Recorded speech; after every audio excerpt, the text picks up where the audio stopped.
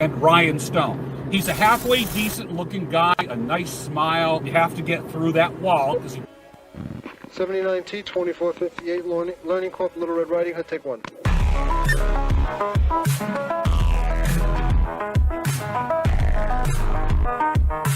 Somebody find out the fucking real names for me. 40 years of my life is in the wire that's gone. Does that make sense? You have to get through that wall. I only know what my heart feels. Where they say there are Indian people pooping on our beach. Socially retarded.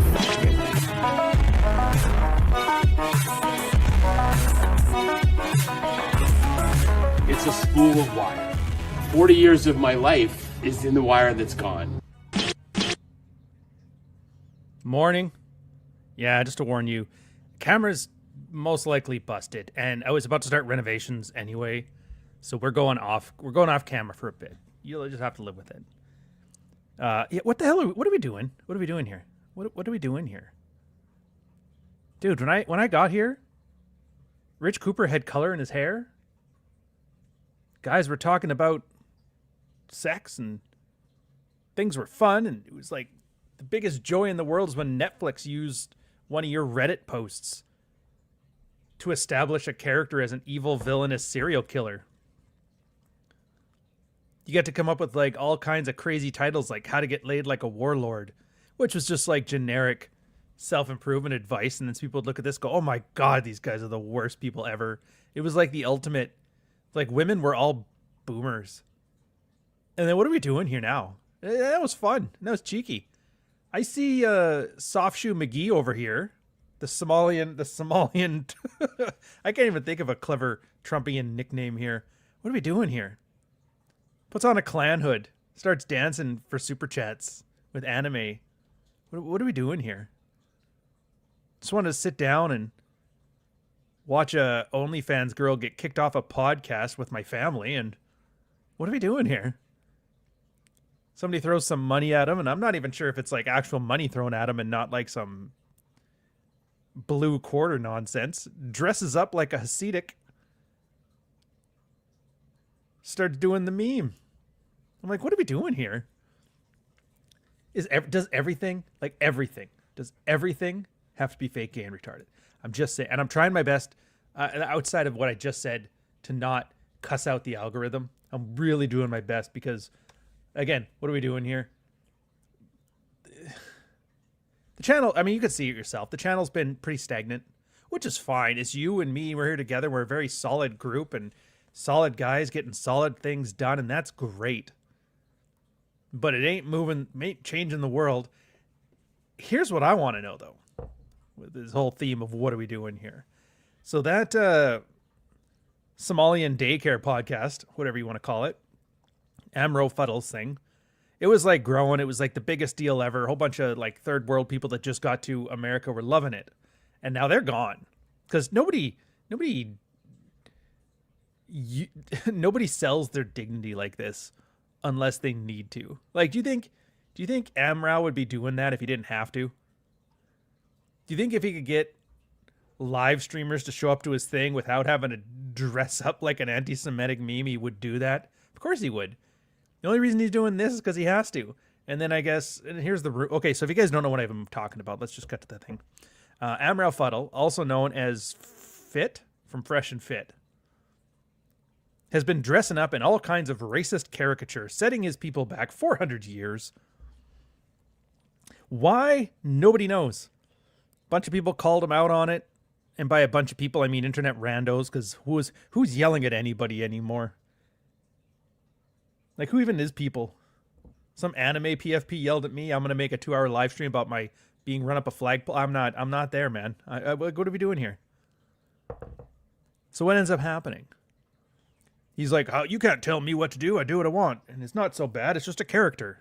I'm like, that worked out great for everybody else. I'm just following orders for podcasters.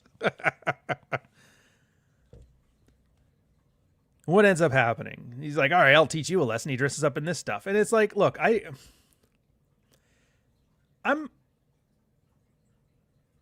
a fan of offensive stuff. I love offensive comedy. I love offensive drama. I love something that like really hits you right in the like, what the? You can do that? Like that shock value alone. I'm all for it within the realm of like a good story, a good joke or something. And they're kind of the same thing. A good joke really is just a story wrapped up in humor. But it's like, what are we doing here? This isn't even funny. This isn't even edgy. It's like it's like those those hack comedians you see now. Yeah, the Catholic priest diddling the kids, and you're just like, this joke is 20 years old, dude. Why don't you talk about the airline food? It's like, if you really want to have some child diddling jokes, start mentioning the school teachers, because Rolo's up to what, number 186 this year?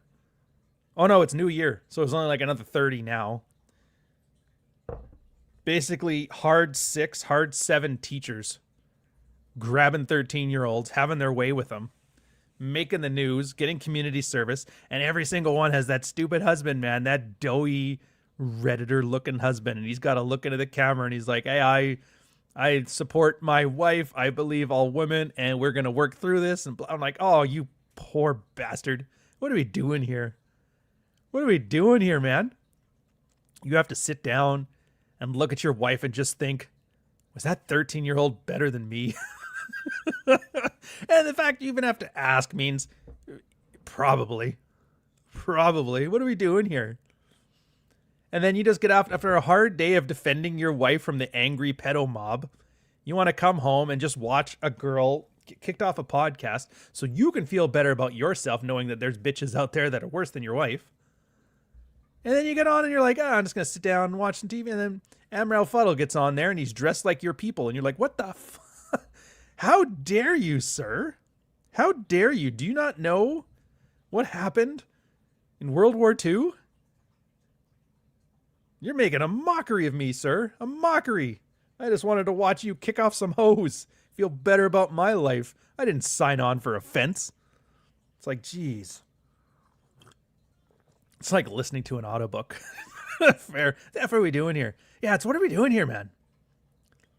And it's just constant. Like, I don't even know whatever happened to the fresh guy, the Walter. I don't even know where he went. I think at one point he's like, I'm pretty sure he doesn't pay taxes. I'm almost positive he's Wesley sniping his Fresh and Fit money. Not that it matters. Don't really care. I don't know what this is about Black America, but the idea of the IRS is just like, there was a what? I don't know, man. But he's gone as far as I can tell. So he's like, he took his money and left. And you know when the guy who's all about getting that bag is like, no, I'm kind of gone. You know something's up. And then, of course, you got Egghead there, the human traffickers, the Tate boys. And they're having some new, we're eating steak at a restaurant photos. You know the ones where they dress up in suits, hold up cigars, look really cool. Except for, and I'm not even throwing shade at Justin. I don't know, talked to him once or twice. He seems like a genuine guy. He's made his money outside of the thing. I think he's just, and then I heard a rumor you guys told me from last time that a lot of this clown show shit he's doing is because with the economy the way it is, his business was falling on hard times, so he was doing the influencer thing to keep it afloat and keep the people working. If that's true, power to him. So when I throw shade at him here, take this as in like, yeah, man, that sucks, bro. But I got money to earn too, so we're going to poke some fun. Oh yeah, H-Egg would approve. He would absolutely approve. But what's he doing? They all dressed up in suits. And I had like a running joke because Justin never wears, if you guys don't know, it's like Justin Waller, the Myron or Fuddle, Mr. Fuddle, Elmer Fuddle, the clavicle guy, the Nepo baby, the one with the surgery who's sterile or whatever, which, what a crazy piece of lore to have. The Tate 1, Tate 2 Electric Boogaloo. I think they put Fuentes in there because he was like the one that wasn't like 6'4" or whatever. And there was some random other guy. A lot of the Russian mobsters aren't there in the photos anymore. Like, I don't know whatever happened to Mr. Potato Head. The hell was his name? Olgov or something like that. So I have a feeling that all that Russian mob money's floated away since the war and the human trafficking charges and that all got dropped. So who knows? Maybe they'll end up in a ditch somewhere. Joe Lampton, that's the guy. But it's like, what are we doing here? They're all trying to dress like big high rollers, but not one of them knows how to wear a suit. They're all dressed like they're going to prom.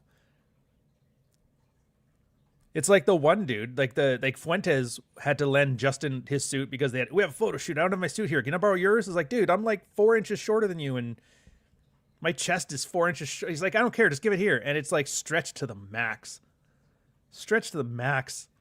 And I'm like, what are you doing, man? Like, look, I understand the gimmick.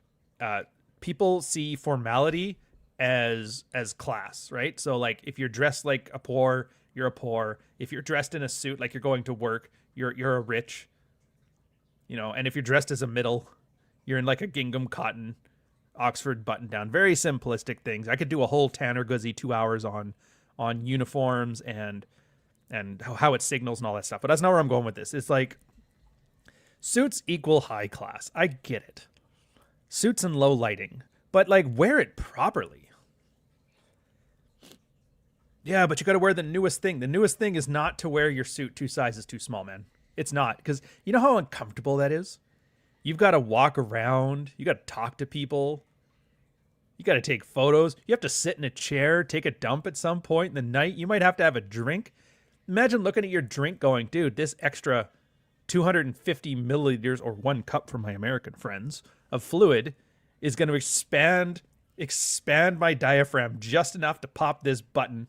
Unless I get that nylon. You know what I mean? Like those kind of considerations, you can't be focused on that while you're busy earning your scratch. What are we doing here? And I'm all for artful dishevelment. If you guys don't know, I think there's like spezzatura is the other thing where it's, you know the rules, but you break them in such a way that shows you know the rule. It's a clever little thing. I'm just trying to think of some examples off the top of my head. One example, actually, I remember this one. It was Tanner gave it to me. It's awesome. It was this guy wearing a suit, all wrong. And he's like, yeah, I looked at this at first and it was just wrong. But then I looked at it and I'm like, wait a minute, it's all wrong. And that was the beauty of it. That's what made it look good. It's because like everybody who doesn't know how to wear a suit will get one detail wrong. You know, the blazer doesn't fit, it's too small, and the button's stretched to the max. You button up the wrong button when you're sitting down, little shit like that. One pocket's tucked in, one pocket's let out. The big one that new suit owners have is they leave the tag on the cuff. You know, so you know it's a Hugo Boss suit. And it's like, dude, cut that shit off. That's not what it's there for. Or the vents in the back, they'll keep that stitched together. It's like, no, dude, let that out. That's just there to keep it structure. Pensions are cool, but internet friends are too. Not sure if it's cooler, but it's still cool. Oh, it's cool. But anyways, the point is, this guy, he made all the mistakes. He did like a very, very tight single Windsor knot with a skinny tie with a wide collar lapel, black tie, blue suit, one pocket tucked in, one pocket untucked. And it was like you looked at every detail about the suit and he got them all wrong, which means, but you can't do that on accident. You have to on purpose get every 100% of the details wrong. That is a good way to badly wear a suit. You can't just get one thing wrong. Like, I forgot socks today, which again, Miami Vice was in the 80s. Maybe you're in Miami and you got a point there. But if you're doing that, then you got to wear like the lighter colors, because the whole point of not wearing socks because it's too fucking hot in Miami. So what are we doing here? We're like, the signals are retarded. The people are like clowning, and it's all self-deprecation and embarrassing. And then I was like, what are we doing here? And I thought back, and then I remembered, I know exactly what we're doing here. I was talking about this. I talked about this years ago. Wait a minute. Am I that smart? No. It's just because it's happened before. What are we doing here? I'll tell you what we're doing here. Andy Worski's back somehow. Look at you guys. What the hell is an Andy Worski? What's a JF Garapi? What's a Brittany Venti? Who are these people? What are you even talking about? And I'm like, oh, my brothers in Christ. That's why this shit keeps happening. Because none of us remember shit. We don't remember shit. We sit here and we're like, just take what's in front of us and yum. This slop is good. Just give me more. You feed your kids the slop because it keeps them from crying. You give your wife the slop because, you know, trying to get rejected for the 1700th time. And you're like, no, I'd rather you just eat slop. At least then if you're getting fatter, then maybe I don't want to sleep with you. It's like this weird caloric castration, the king's eunuchs, but instead of having to cut off your balls, you just plump up the wife. It's like, what the hell are we doing here? And then Rob doing the 80s quotes with his, was it Talking Heads that did that song? Anyways. Yeah, by and large, they shower and have amazing smell to them. By the way, this whole time I realized I completely forgot. Sighthound Siege. I'm tired, couch. So replay gang. Yeah. Everybody's tired, man. This whole episode is tired. What are we doing here? I'm tired, boss meets what are we doing here? So what am I talking about? Oh, dude, it was 2014. The red pill was like, I didn't know it at the time, but it was peak. New shit was coming out. New people were getting shit done. Marriages were doing better than ever. Divorces were going smoother than ever. Single guys were getting laid. Everybody was happy. And then that big orange guy came in. He's like, I'm going to take a dump on everything, but I'm going to do good. And you're like, God damn it. And I get it. The idea of like an unapologetic guy getting to do an America thing. You're like, holy cow, this is amazing. The tides have turned. Not so much. We had no, if somebody had told us in 2014, oh, in 6 years, you're not going to be leaving your house. We would have like, shut up. You can't leave your house. You're like, what? I can leave my house. What are we doing here? You were handcuffing kids who were playing ice hockey out by themselves. The one cop chick, and it's always cop chicks. For some reason, when it comes to like cops who want to do some authoritarian Handmaid's Tale, what are the other Starship Troopers shit? It's always got to be some plump female cop too. You ever notice that? The big tough guy cops never have anything to prove, so they're like, yeah, you know what? We're not going to pull a Darth Vader chokehold on this 16-year-old playing hockey. What are we doing here? You just tell them, hey guys, go home. What's the lady cop do? Tackles him down, tases a child, takes a knife and cuts his laces on his skates. Do you know how, like, that's the equivalent of, like, to a Canadian, cutting the laces on our skates while we're wearing them? It's the equivalent of, like, cutting a turban off a Sikh man's head. Or telling an American you want his guns. You know what I mean? Like, what are you doing? What are we doing here? What are we doing here? The Colonel Kurtz of the Manosphere. In the sense that I have to read my lines and I don't memorize any of them, yes, I am Colonel Kurtz. Anyway, so back to the thing. So Worski and JF Garrity and Brittany Venti, and they were all doing some cool shit at the time. It was like, it was a dissident right, alt-right, some Cernovich shit, I don't remember. But it was something to the effect that liberals suck, we're the underdogs, we're conservative, and we're awesome. And everybody was eating it up, and I was eating it up too, because at the time, we hadn't had a good blood sport since the 90s. Jerry Springer, so having the Ku Klux Klan meet the Black Panthers on stage, and the only thing standing between them and chaos was Steve the Bouncer, which the crowd was always rooting for. Steve did so well, he got his own reality show for like a season. Out of just being the bodyguard for that. It was like, holy jeez. So we had it, and here's the thing. It went, and it was good. And it always ties in with elections, by the way. American elections, you guys are so good at like vaudevillian character arcs. Oh, man. What they need, Netflix, what Netflix needs, and I'm telling you guys, get in there. Netflix, listen to me. I'm telling you how to do things. What are we doing here? We're fixing Netflix. You hire some of these political wonks that do like election seasons. The ones that work for the news, like all these real life top tier pundit people, and you pay them good. You pay them better than DNC, Somalian slush fund money. And they'll come in there and they'll get you hyped for Stranger Things 17. They'll get you in hyped for the 18th season of Fallout. They'll get you super hyped for Emily and Mogadishu. Oh, it all went south after Kenny died. Yeah, poor Kenny. Anyway, so yeah, they'll get you hyped. They'll build a crescendo of excitement, and then at the end of it, catharsis. It's over. We can go back to working at Napa Auto Parts for minimum wage while my boss hires his nephew to be my boss, and he makes my life a living hell. So I can go home and my wife can browbeat me, and then I could sit down in front of the YouTube again and just watch that Fresh and Fit Ohio show kick off the OnlyFans girl because she's so stupid bitch.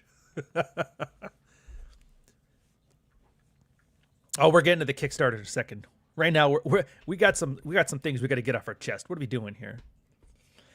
And they had a good run too. The JF Garrity, he was a Quebec separatist, which was so. And here's the thing: the only reason that you guys thought it was cool as Americans, because you have no idea what the fuck he is. What the hell's a Quebec separatist? I don't know. Sounds like American Revolution. Let's go for it. In reality, it's like the equivalent of Oh, it's gonna be racist as hell, I think, if I describe it well. Do you know that like Al Sharpton racial grievance give me money thing? That's like a Canadian version of it, was Quebec separatism. We're going to leave, you better pay us money. And they're like, oh shit, please take Alberta's GDP. Alberta's never been the same since. They're almost going to separate now because of this. Like, you know what? We're taking our paycheck. We're going the fuck home. Yeah, we're a landlocked country, but we'll take our chances. It's got to be better. It's got to be better than what you guys are doing to us. And I'm rooting for it too. I've never been so proud of my birth certificate till the day Alberta gets its independence. Oh, it's going to be awesome. The only thing getting in the way is hearing that Chinese slush fund money and Indian slush fund money is astroturfing the Canadian people. And I'm like, man, finally, it took the third world to give propaganda that I can get into, stuff that I want to see. Why can't propaganda appeal to my bespoke sensibilities? Why does it always have to be drag queens baking cakes with the prime ministers? Like, I don't need this shit. Give me some good old fashioned, we're out of here. What, we don't know what it is? Je me souviens. Yeah, it's the other thing with French. So, like, I don't speak very well, but the one trick I've learned is whatever the last letter is in a French word, just don't pronounce it. They love adding extra words and extra letters to stuff. So, yeah, je me souviens. Don't pronounce the S. Everybody kind of knows it's there anyway. Like, French likes to think, oh, I'm smart enough, I'll remember. Like, you won't remember. So, yeah, they had their crescendo. They went up, they went down. And here's the thing that I'm bringing up now. It was like, I don't know, 2016, 2017, whatever year it was that the Warski cast wasn't doing good. It was already past that great, one of the all-time great red-pilled Manosphere episodes. And this is the one thing, like, I love making fun of Ventique. She's kind of a tard, but the one thing I'll always give her credit for is just embarrassing the shit out of Roosh. 20 years of being the greatest pickup artist in America. Of being like the internet bat. He was Andrew Tate before Andrew Tate. And he didn't have an army of third world Amway pyramid scheme guys pushing his stuff. He was out there grinding it single. He was Conan the Barbarian. Meanwhile, Andrew Tate is like the Roman army. You know what I mean? Yeah, you can do this with 1 million people. Can you do this by yourself? No. Nah, he was something else. And she got on there and she just baked some cookies. And all she was like, so what's so trad about this stuff you're talking about? I'm baking cookies. I've got a boyfriend. I'm dressed modestly. And of course, he's being the Iranian that he is. Can't really say what he means. He's like, I got to put you in a burqa and tie up that hymen. Otherwise, it doesn't even count. Anyway, so for like 2 hours, it was just a browbeating. Feminism stomped our ass. It's like, look, think what you want. One way or the other. Debates are useless, but they made us look like retards. And kudos to them. I think the sphere needed a bit of a nut punch right there. A bag tag really helped us hone in on what was important. Getting laid and not arguing with Brittany Venti. So people stopped watching JF Garrity, and people stopped watching Andy Warski. And Andy Warski was worried about it because he had done a lot of coke, and JF Garrity was worried about it because he allegedly murdered his wife and left her in the woods. And they needed money because they don't know how to save money. They don't know how to do anything but spend money. And they owed for taxes. And it's Canada. You owe a lot of taxes in Canada, especially Quebec. Quebec loves to take your money and give it back to you with it. It's like a mafia thing. So they started doing all kinds of crazy stuff. They started talking a little bit edgier. They started acting a little bit edgier. I always make the joke that the shark jumping moment was when Warski started melting wax on his nipples on live stream. Trading in his dignity for like squeezing that last ounce of fame, that last dollar out of the audience. How do you do it? Self-deprecation. It's like a panhandler sitting on the street holding a sign. Holding this sign and going, I will trade my dignity for food. And you're just looking at him and you throw a quarter at him. You're like, fuck, get a job, you deadbeat. And that's where we're at now. So what are we doing here? We are at the tail end. We're underneath the picnic table. You know the one? It's weird. The grass is all growing, the sun's all shining, then the picnic table puts a big shade over the thing. Why is the grass under the picnic table so much taller? It's because it's dying. It's because the grass is dying. And with its last ounce of strength, it's trying to grow that extra little bit to hopefully catch the tip of the sun. It's hoping to grow outside of the bounds of the picnic table, blocking the sun to get that last little bit of sunshine. And it's not going to hit it because the picnic table doesn't care. The picnic table's not your friend. The picnic table is an uncaring universe. This is a metaphor, by the way. Figure it out. What's Myron doing right now? He's growing as tall as he can. He's going to wear a Klan hood. He's going to wear a Hasidic Jew outfit. I guarantee you, mark my words, $5 super chat on this one. At some point, he goes on to one of his live streams dressed like a fucking slave. You know, ironically, of course. Dressed like one. Probably one of those like Jesse Smollett nooses. Maybe some of them Dulcim chains. Something like that. And it's just like, and then after that, where else do you go? You've already done the anti-Semitism. You've already done the Ku Klux Klan. All that you got left now is dressing up like a slave. And then after that, you got nothing. There is no more abhorrent, edgy way to squeeze that last ounce out of your third world audience than that. What are we doing? You know what we're not doing? Nobody's getting laid from this. I'm not going to sleep with a guy unless he's got a Klan hood on. Like, nobody says that. Hell, the iPhone shit was stupid enough. Stupid enough, man. So what are we doing here? We're watching a brand die in real time. Watching multiple brands die in real time. I don't know if anybody's even in the war room anymore. I haven't checked. I should have done research before I did this. Is what I should have done. Why are you going off the cuff when you could have done in-depth research on the business planning and market strategies of the war room? I could tell you the war room's plan. It's Mary Kay Cosmetics. It's Tupperware parties for men. And that was when it was big, when it was earning, what was it, 80,000 members? I think somebody told me the numbers. It was 80,000 members. It's like $100 a month or something like that. It was a couple million a month. That much I remember. And then half of that would go to paying the people that promoted all the stuff to make him popular. And I guess he stiffed a bunch of them too. So yeah, they're probably all like, I'm out. But what are we doing here? Yeah, watching brands die in real time.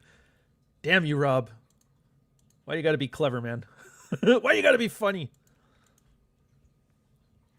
So I don't know what it's at right now. It can't be that much bigger. It's got to be smaller. So what are they doing now? They're doing pledge drives. It's like, remember those? I don't know if anybody here was alive in the 80s or the 90s or maybe in Mexico in 2000s, because I think they're like 20 years behind in culture.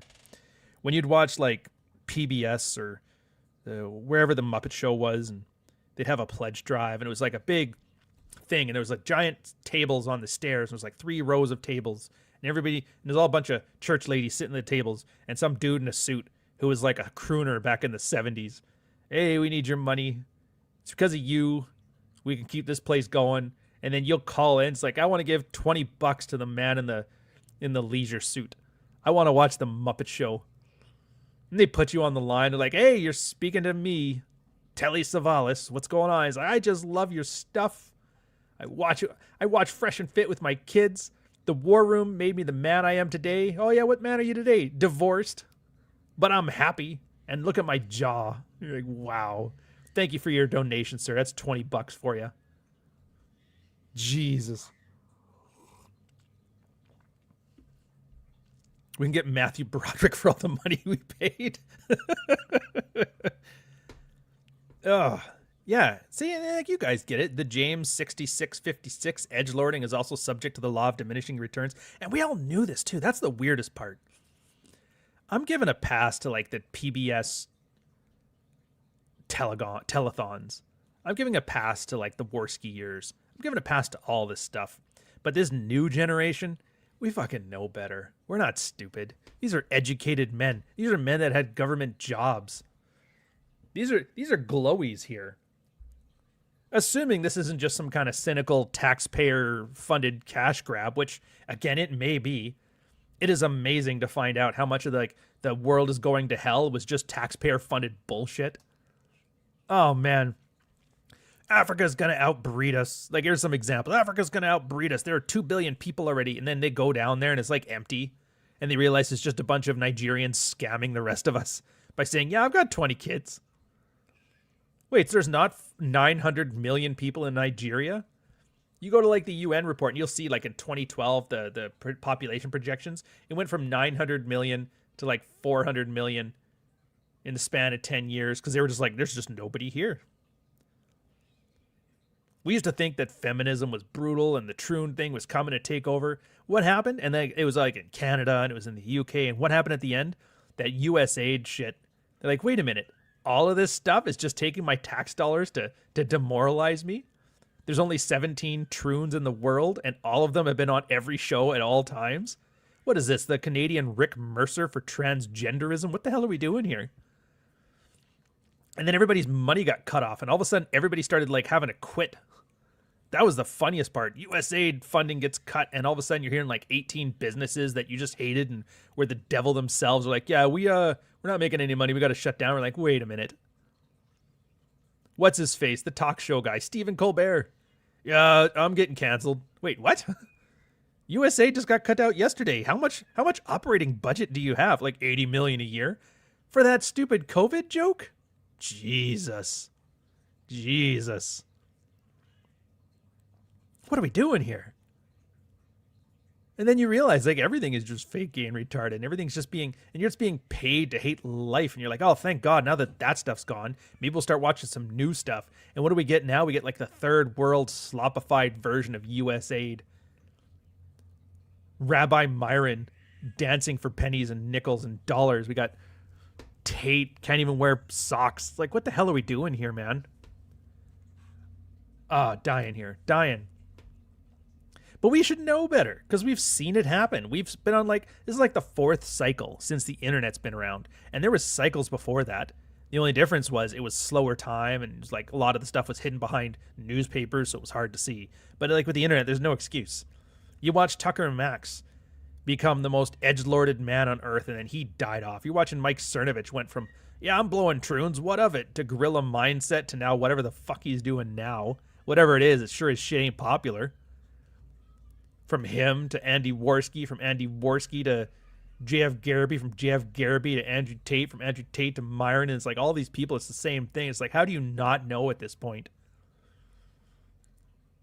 Of course, that always sucks for me too, because I'm like you guys. I'm like John. I'm like Rob. I'm a reasonable person. I have a normal job. I have a healthy outlook on the world. I'm decently well spoken. I know how to wear clothes, gainfully employed, all that stuff. And it's like, well, how are you not making these millions? It's like, dude, I think in the land of abundance, everything is basically free. You can buy plastic or steel or computer parts or anything.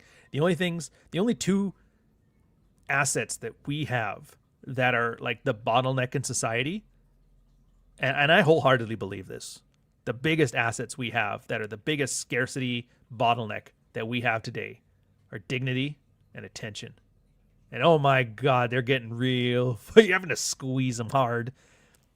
Dignity. Zerka had to go get knocked out to get people to pay attention to him. And I couldn't pick him out of a lineup today. He did everything. He sold his soul to the devil. I can't even pick him up out of a lineup. And I'm online all day. I do this for work. I got Rolo and Rob and the RAR squad sending me this shit. I didn't know what a Zerka was till they told me. If he can't get through to me, and I need to know it for business purposes. This is my job to know this stuff. The fuck odds did the regular person have to find out about it? He's done. Clavicar. Only reason I know about Clavicar is because he's already, dude, he's sold out before he even started. Dad, I need some money. Why? I want to be an influencer. Fine. What's the first thing he does? By the way, I'm sterile. It's like, what the fuck? What are you doing? What are we doing here? Yeah, train wreck in progress. Here's the thing, too. Everybody was tired of the train wrecks. Remember this? It was like last year. I think it was last year, and everybody was just over it. They're like, everybody's too angry. It's just too much of this bullshit. I'm like, I'm done. And everybody said that. And then they shot that lady in Minnesota in her car. And it was just like, it's that scene in WrestleMania where your Macho Man Randy Savage, Hulk Hogan been fighting for like 15 minutes and they're just dying out there. And then at one point, Macho Man's got Hulkster in a headlock and the Hulkster's going down. His hair is drooping. His eyes are dead. And the ref's like, oh shit. And he holds his hand up once. Tate got off on human trafficking charges. Hand falls to the ground. They're over it. Hand goes up twice. Myron's dressed as a rabbi doing anti-Semitism again, and the hand drops twice. And then if I can shoot the chick in Minnesota, and that hand, it stays up. It starts pumping. Slowly but surely, Hogan makes it to his feet. Does an elbow, does a second elbow, the third elbow, gets him off of that, and then he gets up and he starts doing that thing where he just looks down his nose at you and he points his finger, just like, you done fucked up, boy. And then all of a sudden we're back into this shit. Holy Jesus. I don't know when the leg drop is coming or the gorilla press, but can we just skip to the part where we do 20 minutes of flexing for the cameras at the end of WrestleMania with the belt in his hand? Hulkamania is running wild. It's never been faker and gayer. I'm so angry.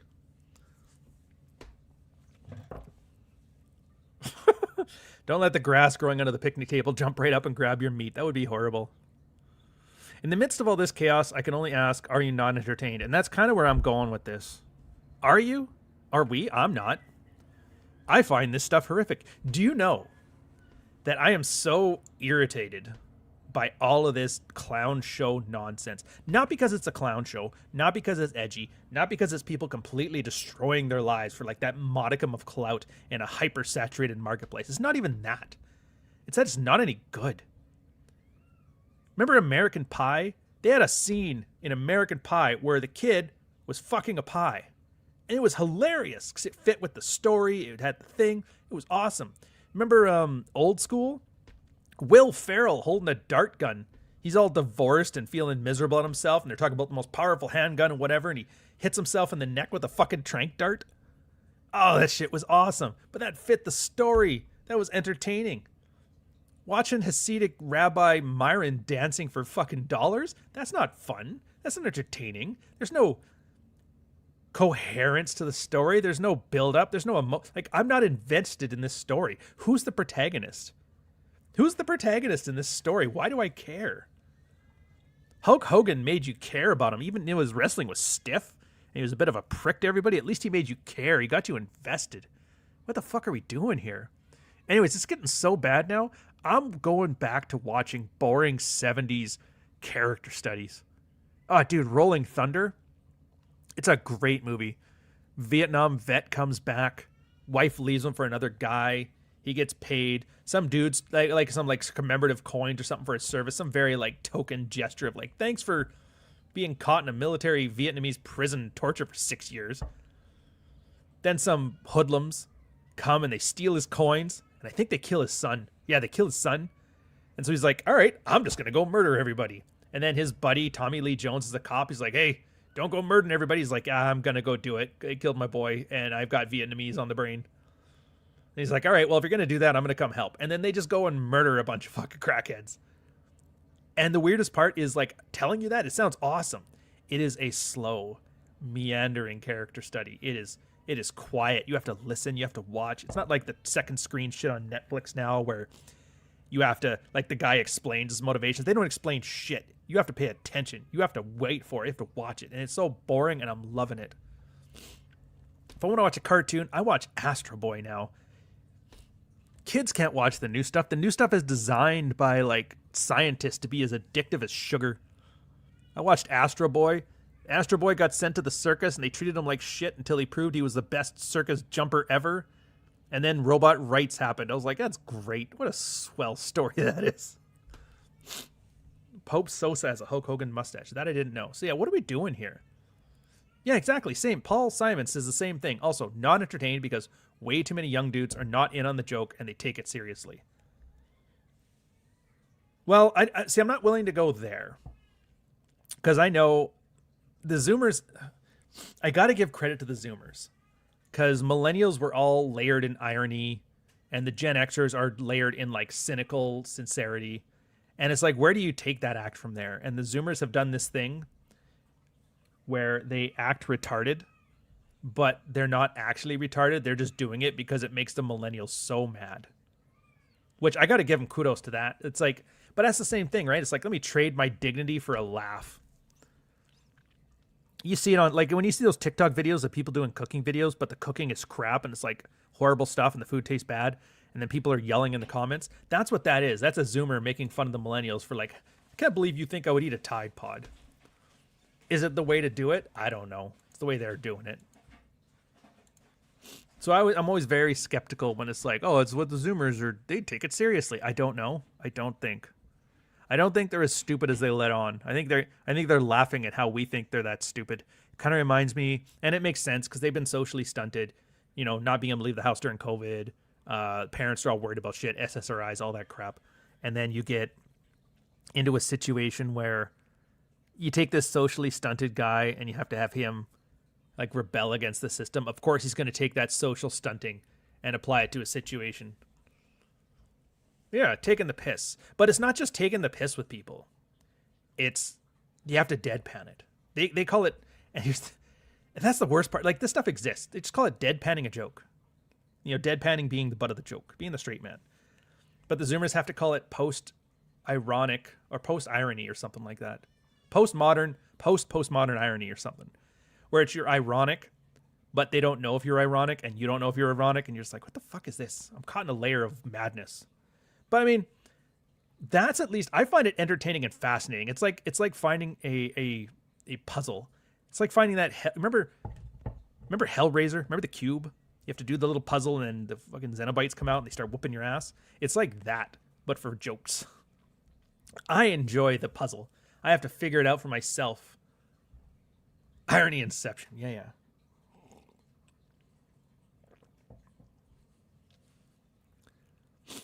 Why'd you name your dog Chomsky? He's not that fat. I don't think Chomsky was fat. No, I named him Chomsky because I wanted all my dogs to be named after like intellectuals.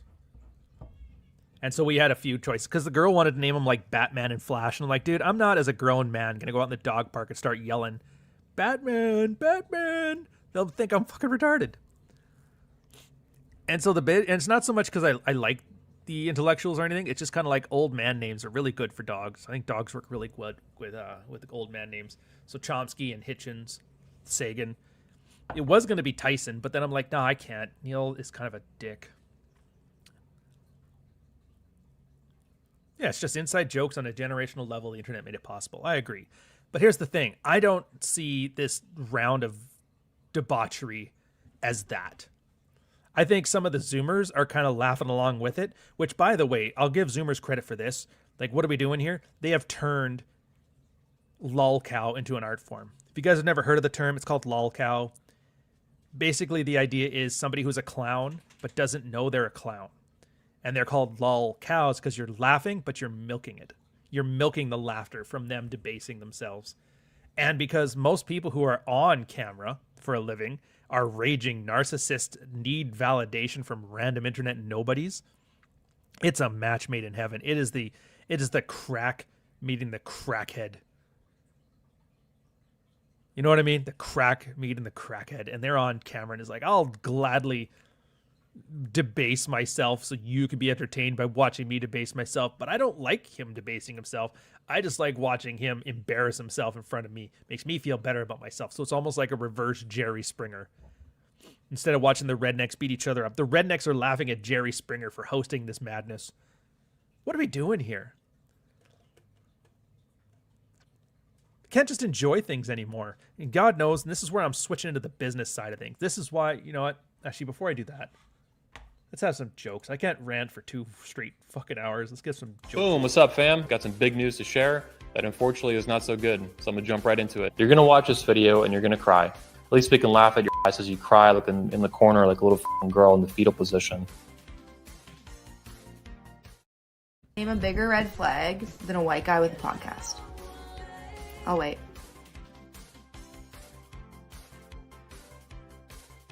I am not impressed. I will have you know, I'm like 80% white. The podcast is goddamn good, and I don't want you anyway. You got random Iroquois art and not art on your walls. You're not my type, sir. Or madam. I don't know. Are you allowed to say any more?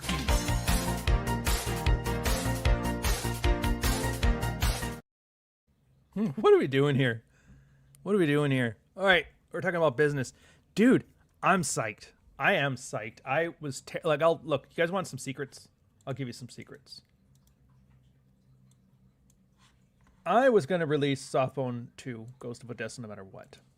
I was always worried about doing sequels because there's going to be some story time stuff. When you're writing a story, when you're doing a story, when you're telling a story, there is the characters and there's motivations, the character arc, right? And that's mostly for the best movies, the character arc is what gets you through it. Even if it's just like subtle, you don't even notice. It's always the characters because we don't care about things. We care about people because we're people. That's what we do. We're social. And I'll give you an example. Die Hard. Oh, it's just a crazy action movie. Guns firing this, gun firing that. It's a story about a man getting his ex-wife back, ultimately. It's a man winning back his ex-wife. It's a cop learning to be a cop again because he's guilty from the time he shot a kid. It's a gruff old dinosaur of a man realizing his wife can earn good money again, and he's allowed to let her be a breadwinner. Like, you see what I mean? There's like a whole bunch of little character-driven parts of the story here, and they all work, which is why Die Hard is such a perfect movie. It's not because he hides in the... Because they have a bunch of knockoff. Die Hard had like 800 spin-off not Die Hard movies, and not one of them was any good. Do you know why? Because they didn't understand. Die Hard is not an action movie. Die Hard is a movie about a divorced man winning back his ex-wife. There's this one from Shannon Tweed, Roddy Piper, and the dude who played Agent Johnson. No, the other one. Basically Die Hard. And the one scene I remember of it very distinctly was Shannon Tweed beating Roddy Piper to death with a bag of ice. But it was essentially Die Hard. And it was like those Skinamax films of the Fridays and Saturdays.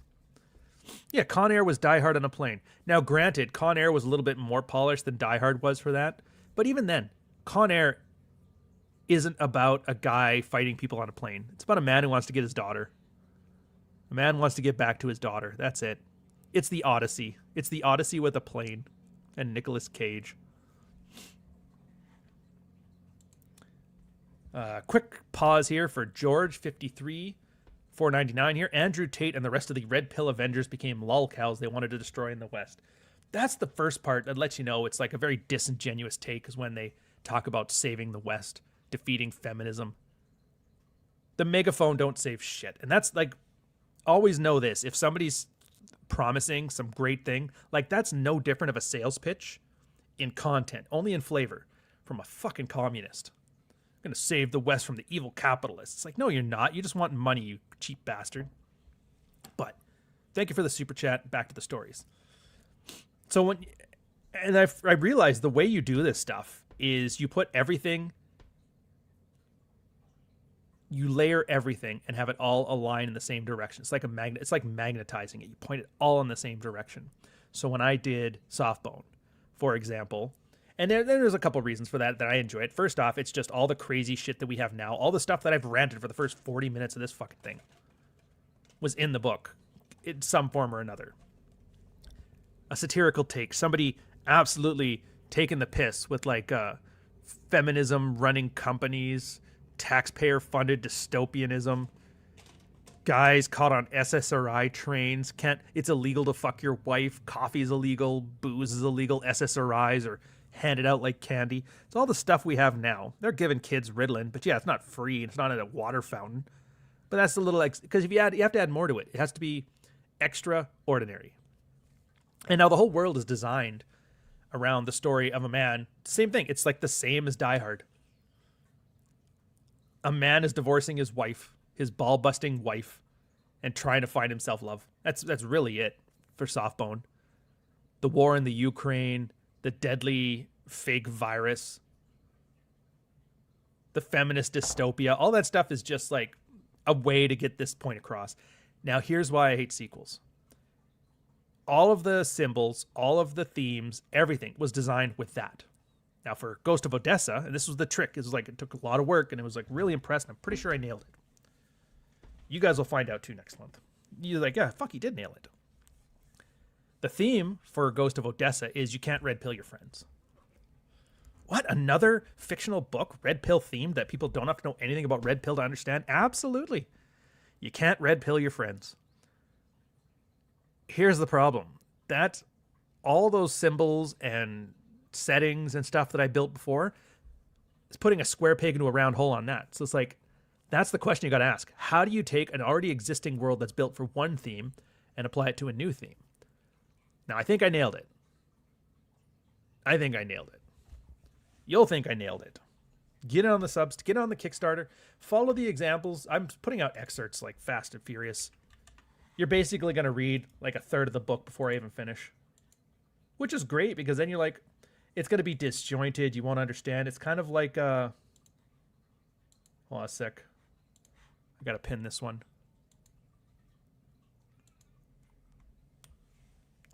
You ever notice on YouTube shorts, it'll like be Sopranos clips or clips of whatever movie or whatever show, and you've never actually seen the movie, but you just see the clips? It's kind of like that, the YouTube shorts of this. And then eventually you're going to go like, you know what, I should read the whole fucking thing. You're like, holy shit, when it all goes together, it's actually really good. Because you never get the full picture, even if you see the best scenes in shorts.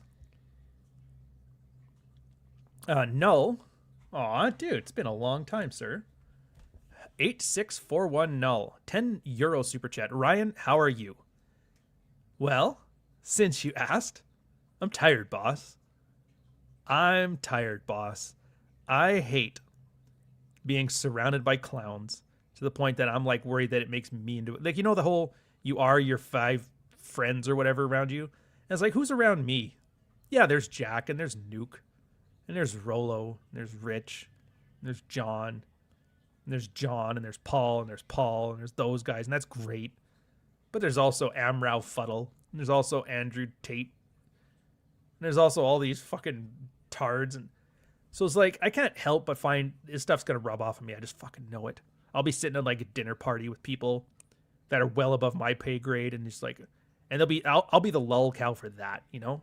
That's going to be terrifying. When I realize I crack a joke and everybody's laughing at me instead of with me, I'm going to go home and rope myself at that point if that happens, man. I swear to God. Tell my wife I refuse to live as a lull cow. I'd rather die as an hero. So that's how I am. But how are you, man? I haven't seen you in a while. Is Ryan still friends with John after what he pulled? Yep. Again, nothing but good things to say about him. Doesn't matter to me. You know what? It's the same guy coming in here with a different account every time, asking the same stupid question. It's like, don't you guys get it? I told you this way years ago. It's like, I don't care about differences in opinion or drama or any of that shit. It's just, can you trust somebody? That's it. That's it, man.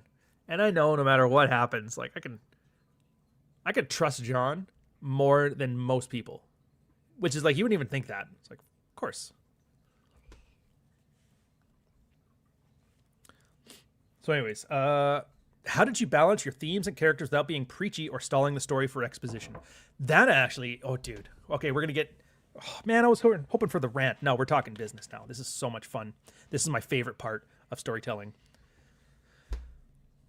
So balancing, it's not so much balance. I think the worst way to think about it is balance, because then you have to start making trade-offs, and I don't think that's the right way to approach it.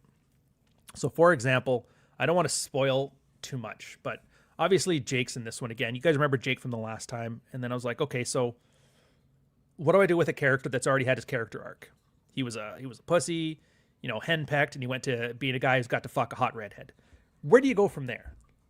And I thought, like, well, what do people do in the red pill when they get their shit together in the red pill? And I'm like, well, normally they try to like red pill their friends. And I was like, oh, that's a perfect way to take it. So that's where the theme kind of came from.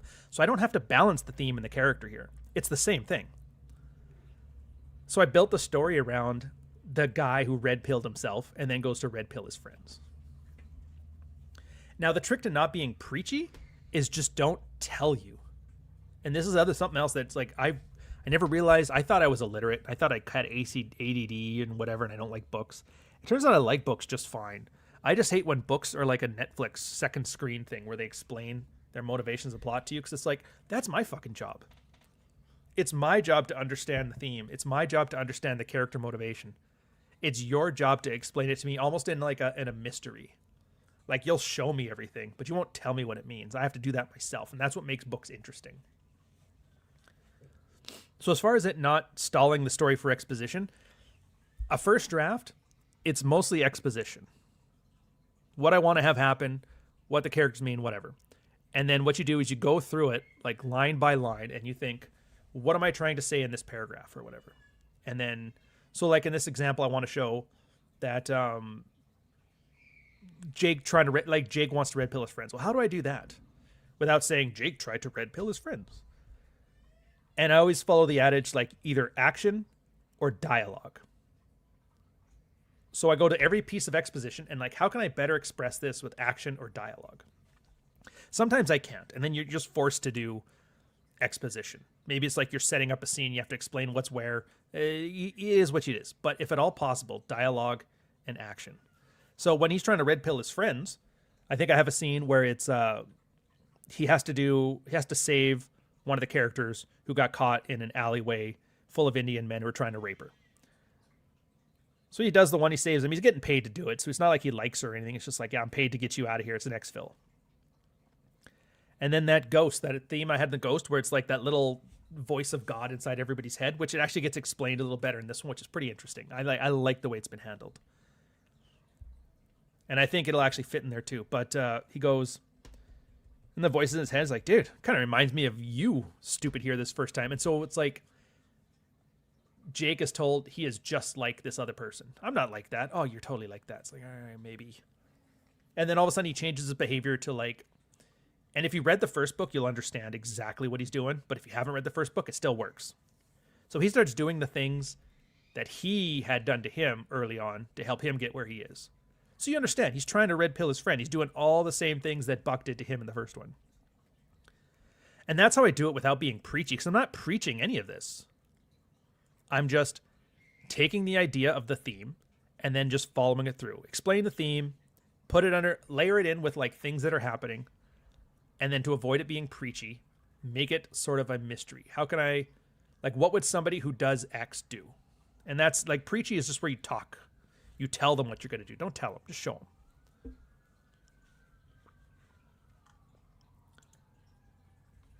Oh, and that's why you never have to worry about balance. There is no balance. It's all on one side of the scale. That's fine. My biggest mistake, red pill in my friends from Null8761, 10 euro super chatting. And absolutely. And that's the thing too. So like, I've been thinking about this from a brand perspective. Obviously, you've got the whole Myron and Insanity and all this shit. And that's always, and I liked ranting because they're just a bunch of fucking retards and they make us look bad. Not that it was hard to do. It's not like the red pill was a very attractive space to begin with.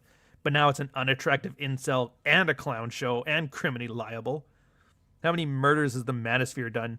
I think we're up to 6 with Roman McClay. I don't want to take Elliot Rodger. He's more of the pickup artist guy, but whatever. You get the point. And yeah, every time somebody tries to red pill their friends, and I get that there's the memes and the cliches about, well, they're not ready to be, and they'll sell you under the river. But it's true. Everybody I've ever seen who's like, yeah, I sent the rational mail to my friends, or I talked to them about Frame and I sent them your stuff. And I'm like, that's great. And from a business perspective, I'm like, thank you. One book sale is one book sale. If it helps, it helps. That's great. I'm not going to complain. But it's usually from their side on a personal level. The other person always reacts badly. Because here's the thing. When you give somebody help, they have to admit they have a problem. And a lot of people have egos. And egos are very bad at admitting they have a problem. So it's not their problem that they're putting up with their ball-busting wife. It's your problem for pointing that out. The Indians have a word for it. It's called Izat. It's not the crime. It's not the scams. It's that you pointed it out and made me look bad. They just turned it into like a national state policy. But you won't. I can say that 100 times. I can tell you 500 times. I have told you 500 times. Like, don't red pill your friends. It's going to do this. It's going to do this. You know what that is? It's just like we were saying before. It's preachy. I'm sitting here preaching to you about what not to do. And nobody listens. You have to learn it the hard way, and I'm okay with that. I'm here to entertain, so whatever. It is what it is. I have no illusions. But with the stories, that's the best part, because we learn through stories. So if I show a story, if I tell you a story about a guy, and it's detached, that's the other thing too. It's like detached from who you are. So like, there's nothing in here that's red pill. There's no Rollo Tomasi Messiah. There's no Ryan in here. There's no anything. It's just a completely self-contained world that's stuff you've never even heard of before. So when you see the Jake character trying to red pill his, friends, in this case, it's not friends, it's, people he just happened to be with because, work and whatever. And you see the results of that. It kind of puts in your head that little bit of fictional, like the way of understanding the world, because we understand through stories. That's the same reason why you see a lot of like progressives. You ever watch the political thing where they get all of their information from Marvel movies? Like, what would the X-Men do with ice? Batman would be against ice and shit like that. It's like, they're stunted. They're socially stunted, but it's a natural thing for us to learn via storytelling. That's why everybody calls Hollywood propaganda, because it's just the most expensive and wide-reaching storytelling in human history. It's the Rome of Hollywood. So I tell this story, and this is something that'll sit in the back of your head when you go to red pill your friends. And you won't think of it like, I don't want to end up like Jake, or I don't want to end up like Purdy or Cabe or any of the other characters in this thing. But it's like, oh, it just sits there and it influences you. And so if you want to be persuasive, if you want to actually get the point across in this stuff, you have to do it as a story. That's why Clary's stuff is so good. If you ever read Clary's books, So I read World Without Men. I still haven't read Book of Numbers. And if you read them, it's like literally your uncle at the dinner table drunk telling you a story. And that's why people love Aaron's books. I'm looking forward to Numbers.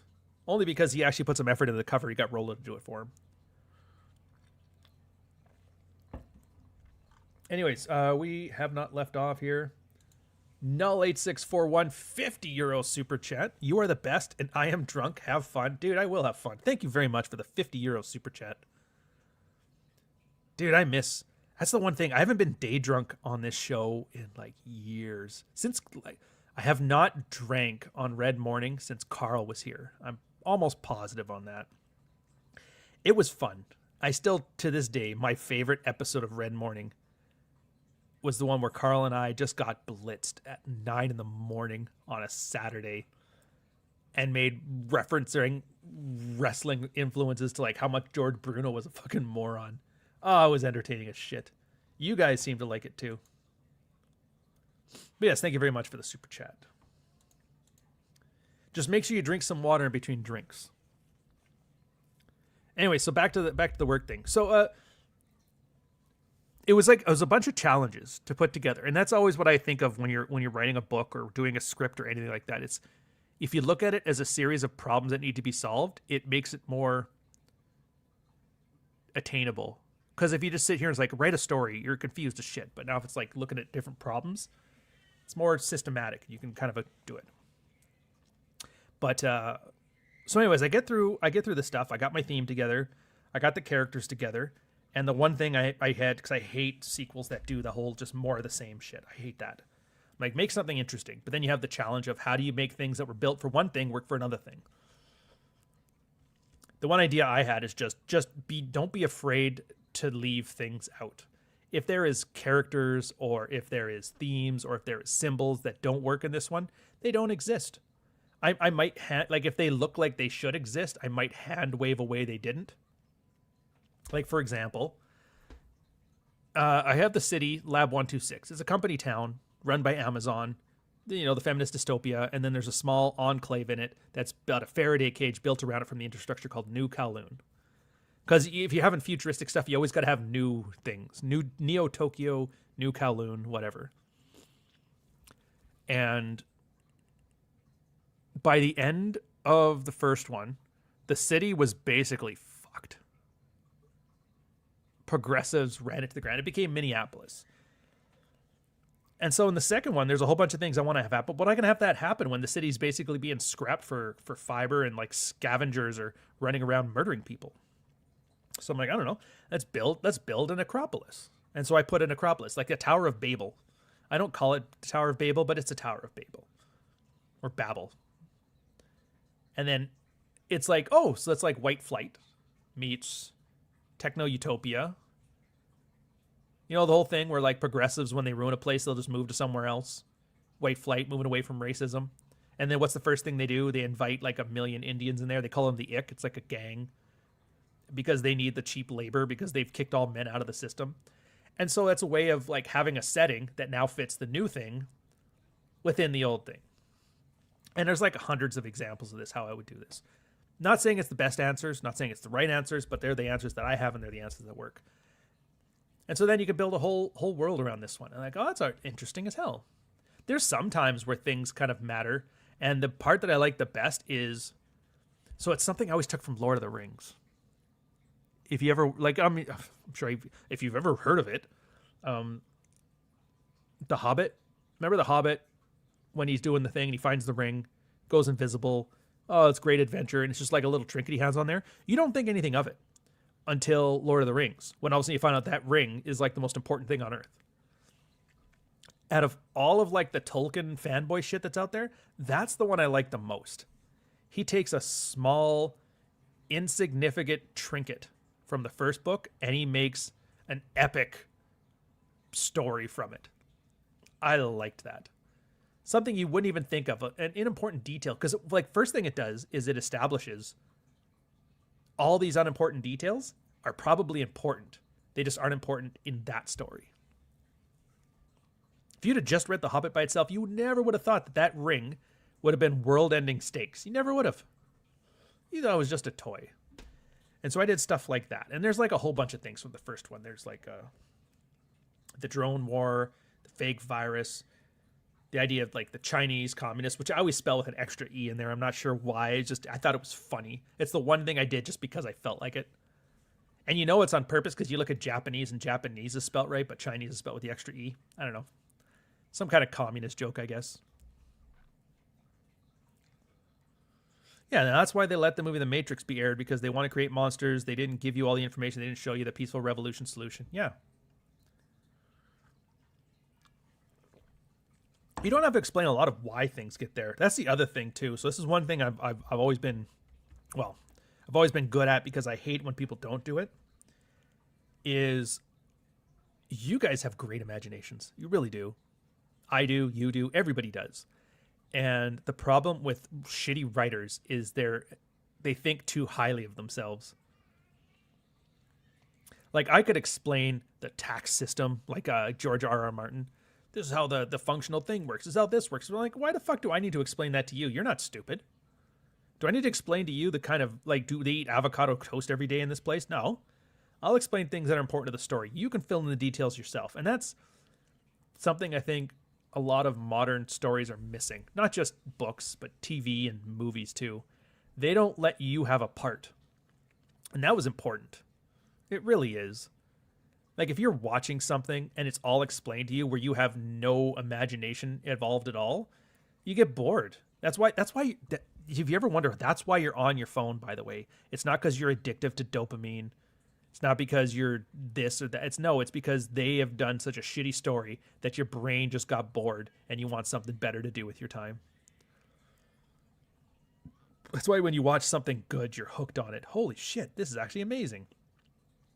How did they get here? How did they do this? Why is that thing there? Why is that important? What's that ring about? You get to answer and ask all these questions. This guy looks really pissed off. Wonder what happened to him beforehand. They don't tell you, and you don't need to know. Because whatever you imagine will happen is way better. Alfred Hitchcock used to say that. The best murder is the one that happens off screen. Because whatever gory details you can picture is going to be way worse than anything any director could put to film. Yeah, show, don't tell. But I'm talking more of like, on that too, but I'm talking more like the red and blue, oh, not red and blue oceans, hot and cold mediums. Marshall McLuhan, medium is the message. Hot and cold mediums. The way he talked about it is, and his general thesis was, the medium of communication affects the content of what's being communicated. So if a book is telling you a story versus a TV show is telling you a story versus a movie versus a TikTok short, the qualities of the medium affect how you take the story. Because they have certain limitations. Movies can only show you things. They have 90 minutes, 90 pages of dialogue. They have to be very... So that's why it like gears towards it. YouTube, if you're showing a 20-minute YouTube video, you're telling a very different story than you are in a 2-minute TikTok. A book is telling a very different story. They can talk about internal thoughts, but what they can't do is they can't explain action scenes very well. That's why Die Hard as a movie works great, but Die Hard as a book is more of a cerebral take. Yeah, jaw was open at the end of every episode, and we knew this. It's not like it's something new we've had to develop. Pulp writers. I've been doing research into this because obviously I want to be better, so I learned tradecraft. A lot of the pulp writers back in the 30s and the 40s, their paycheck depended on getting you to read it because they all have short stories and they'd put them into anthologies, Amazing Tales or whatever. Heavy Metal Magazine, another great example of this. The guy who was doing his story got maybe 1/6 of the magazine or the book to do his thing. His whole goal was to get you to read that next page. Doesn't matter what happens in there. Anything he does, you need to read the next page or else. Because if you don't read the next page, then you don't read the next story. Then you don't buy the next book. And then the book doesn't buy your next story. So it's like, how can I make this as addictive as possible? But not addictive in like the sloppy way that they do now, where it's just like, how can I get his dopamine receptors firing? Because that doesn't work. The algorithm slop doom scrolling, that's the best you've been able to get from it, and nobody really cares or remembers anything. So like you can have the most amazing dopamine addicted TikTok short ever. You'll never follow the guy. You'll never hear from him again. You'll never know a thing he does the rest of his life.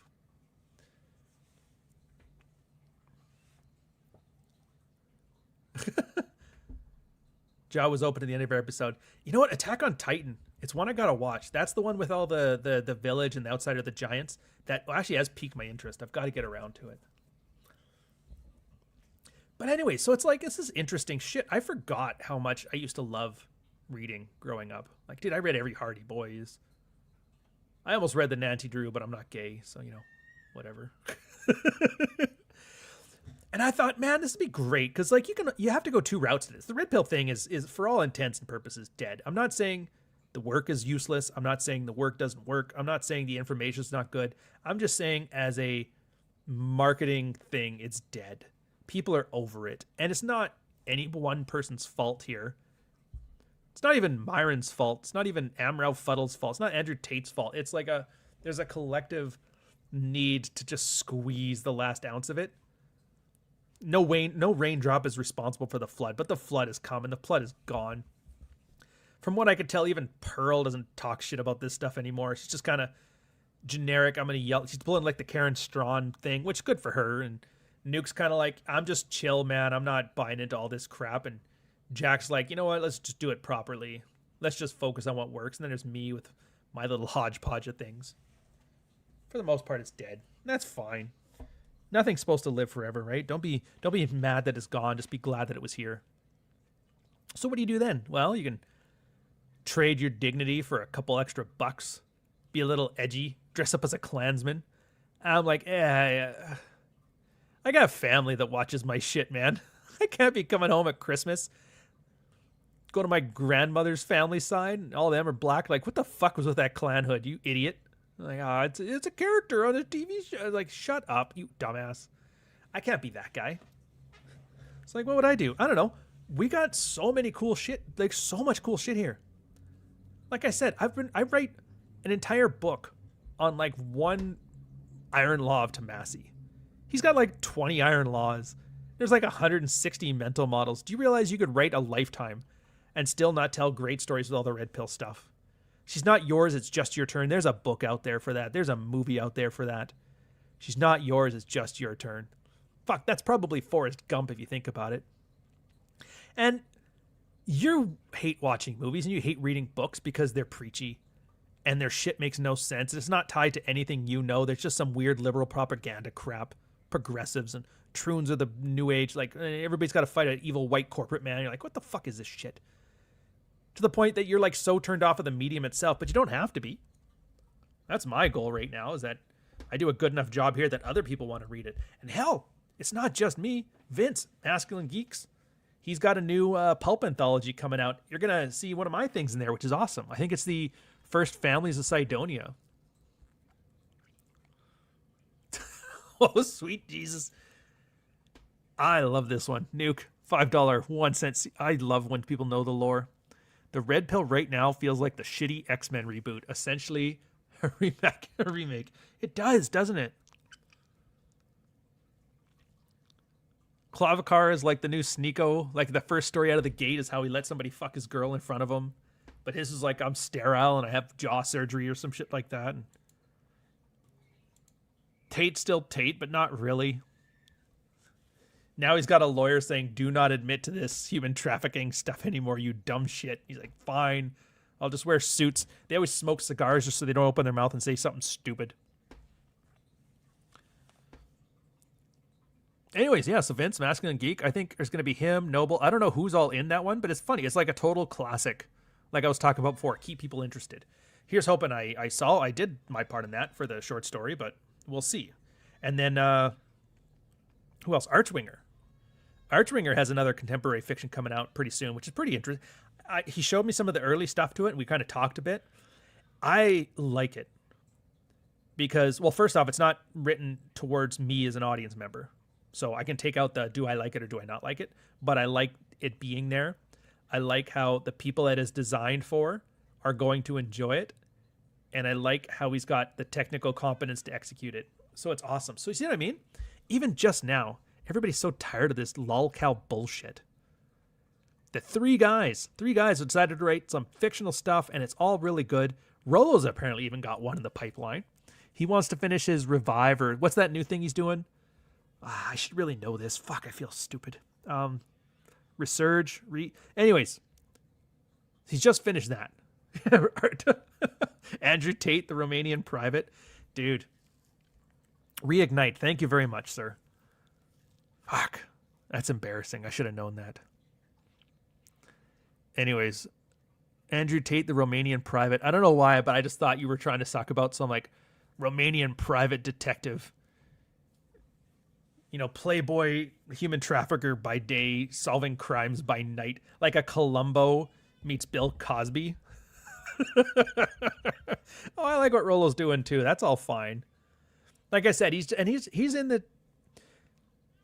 I don't know if I envy his spot at all, because like he's good at what he does, obviously, and he's been one of the first ones that doesn't. He's done it for longer, but he and like Vox Day are in this weird place where like this is it. This is your thing. And for better or worse. And so like forever Red Pill will be Rolo. And he's doing good work, and he's trying to do new work, and he's trying to like build up old stuff and gen new audiences, and he's trying new things, and it's awesome. But I guess for me it's almost like you miss the freedom. Like he can't just go and do something completely different without the Red Pill stuff following him. I'm even finding it hard. Like I said, the books here are all kind of Red Pill themed, even though they're not really Red Pilled. But they take a lot of the Red Pill stuff and they just apply it. Mostly because Red Pill is about the stuff that works. And so things that work tend to be true, and things that are true tend to be good stories. Even fictional stories. Fictional stories work when things are true. Lord of the Rings, completely fictional, would never happen. Hobbits don't exist, but Sam and Frodo are buddies. And everybody has that one friend that there's like a ride or die friend. Everybody has an old guy who likes to teach them new things, a mentor at work, a mentor in the military, something like that. So those relationships exist, and they're real, and they actually happen.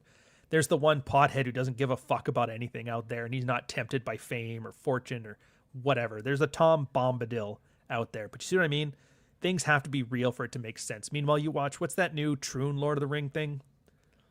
Where like the elves were all black lesbians or whatever, and you're just like, what is this shit? It's because it's not real. It's all fake. It's a concept, verisimilitude. It's the idea of like an internal logic to the story.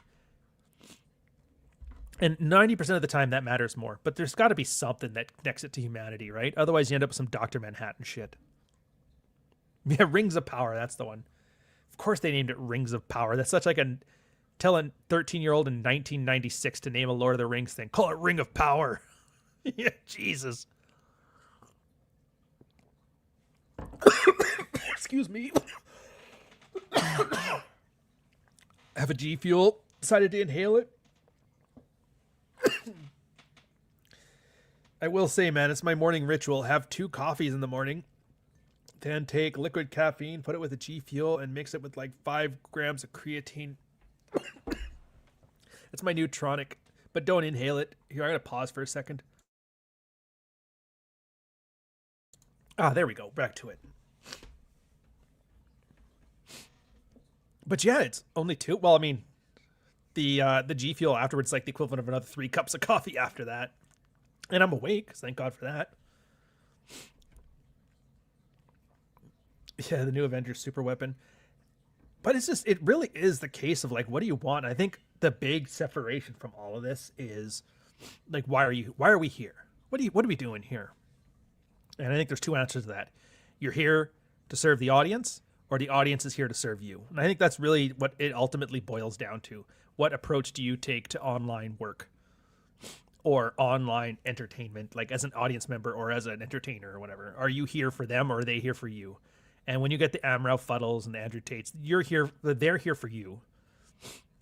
You guys are here to make me rich.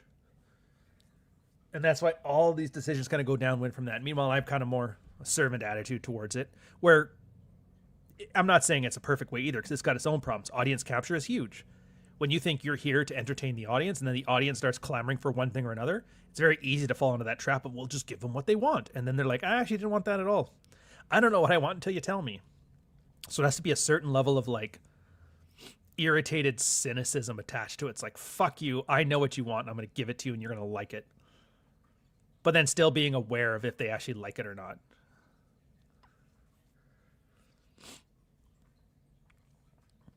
The Lord of the Rings, Shadow of Mordor, and Shadow of War games. Couch needs to stop smoking hoagies between writing sessions. I don't smoke anything.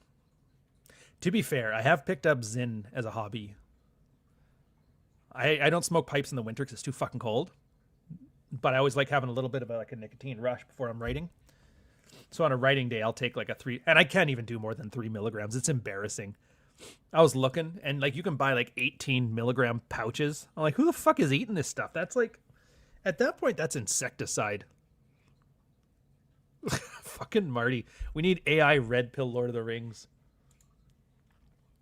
Gandalf is Rollo, Aragorn is Ryan, Frodo is Jack, Legolas is Nuke, Sauron is Rob. Jesus Christ, man. Marty, I swear to God. Can you do this one in Star Wars? And do I get to be Lando? Or does Amrel Fuddle have to be Lando? He does, I guess, betray them. Dark Knight Dev, $5 1 cent super chat. I went to Charleston. Is that North or South Carolina? I know it's one of them. Anyways, see some family. The restaurants are great. Now I'm back here in New York City hoping to find some ice salt for the storm tomorrow. You know what? Dude. You know how sad it is that I can predict the future just from Twitter? Everybody is talking about this is the storm that's going to kill everybody. We're all going to die. They're talking like it's the 2012 movie. You remember the one where the world froze for like a month and then finally slowed down? Just the fact that everybody's telling you like you're going to die. This is the Montreal ice storm back together again. I'm like, no, it's not. People are hoarding. People are buying toilet paper like it's COVID again. I'm like, you panicky motherfuckers. I'm almost convinced that that big toilet paper and big grocery store feed into this weather paranoia in order to sell more product. It'd be a amazing conspiracy. So I might be wrong, but I've put my mouth where my money is on this one. I have not hoarded rice and toilet paper. I think this storm is going to be a regular run-of-the-mill winter storm, if at all. It's going to be cold, like 26 to 30 degrees, because that's like that every year in January, because it's fucking January. And the only reason that you don't see this now is because there is so much third world diaspora that we have to let them know. I figured that out too. Like I already knew about the 10 million Indians that live in Canada now that have 25% of our population upgrade. But what I'm seeing now is like they're like, just so you know, in the winter you got to wear winter tires. And I'm like, who are they telling this stuff to? It's cold in the winter and you have to turn your heat on and it's going to cost more. I'm like, why are they treating me like I'm stupid? And then I realize they're not. They're treating me like I've never seen winter before. And I'm like, who's never seen winter before? Of course, Bangladeshis. Fuck me. And they all have trucker licenses. Oh my God. The one thing I will say is horror is just stay off the roads and shipping lanes.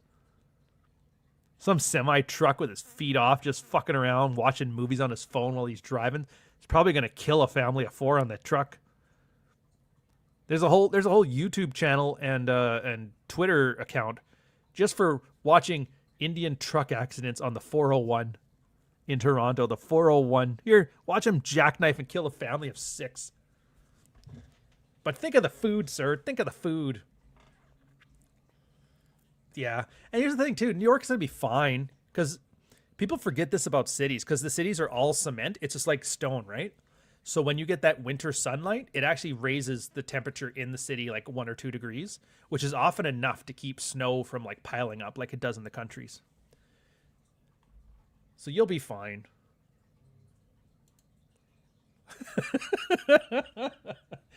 I catch him driving on the left side of the road here in Surrey all the time. Yeah. Oops, I practice demographic avoidance to the nth. You and me both, man. You and me both. And the funny thing too is because like I have a old lady now. We have a bunch of Indian friends, which I mean they're like 2nd, 3rd generation Canadians, and they're more racist than me.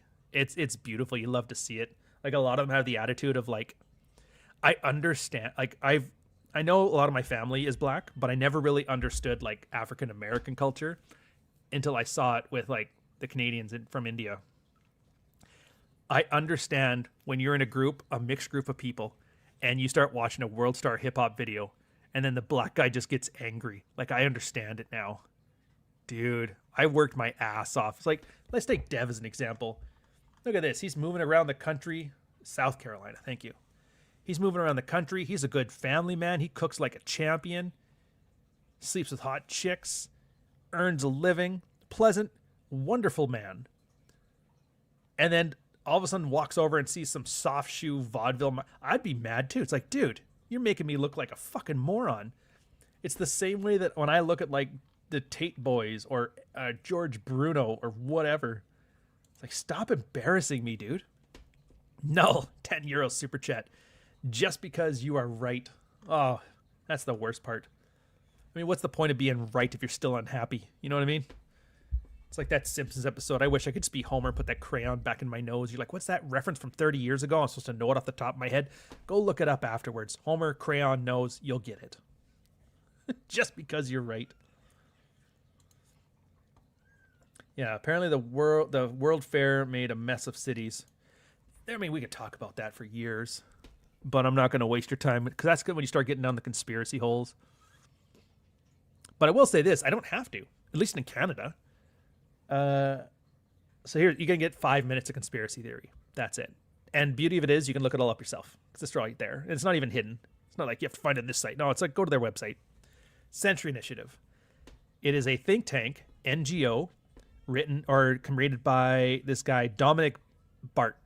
You're like, what the hell is a Dominic Barton? He is the former, was it VP or CEO?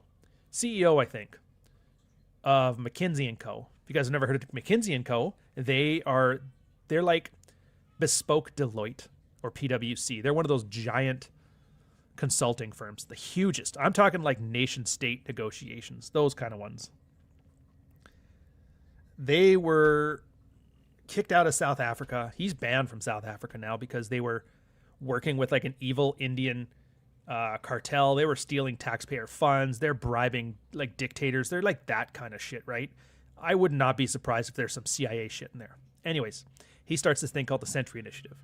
They want to increase Canadian population from 30 million to 100 million by 2050. You're like, what? You're like, yeah. How do they do that? Do they do that by wanting to increase the birth rate? Like, no. Indians. Flooding the Indians over. And not just that, they want to have them focus on what they call mega regions. They're literally building Judge Dredd mega cities in Canada. They're trying to. They're really bad at it, though, because that's the one thing with all these evil despots, is they really suck at logistics, which I guess is our saving grace. But then the problem is we just like half-assed. So instead of getting the mega city one Acropolis, we're just getting like a giant favela, you know? Yeah, McKinsey basically tells companies to manufacture in China and import Indians for IT, charge you $10 million a word. Yeah. And it's not like it's just, oh, how are they connected to the government? Barton left McKinsey to become the Canadian ambassador to China. He said he was doing that because there were some Canadian citizens that got captured and imprisoned in China, and he was there to get them out, but he wasn't. He was just there to do some more. I don't know if you noticed it, because Canada has been making a bunch of trade deals with Canada. Like, we just took the tariffs off of their electric vehicles, so we just injected like 1 million spy cars into Canada. For what? For a 10% drop in canola oil. Canola oil tariffs are down in China.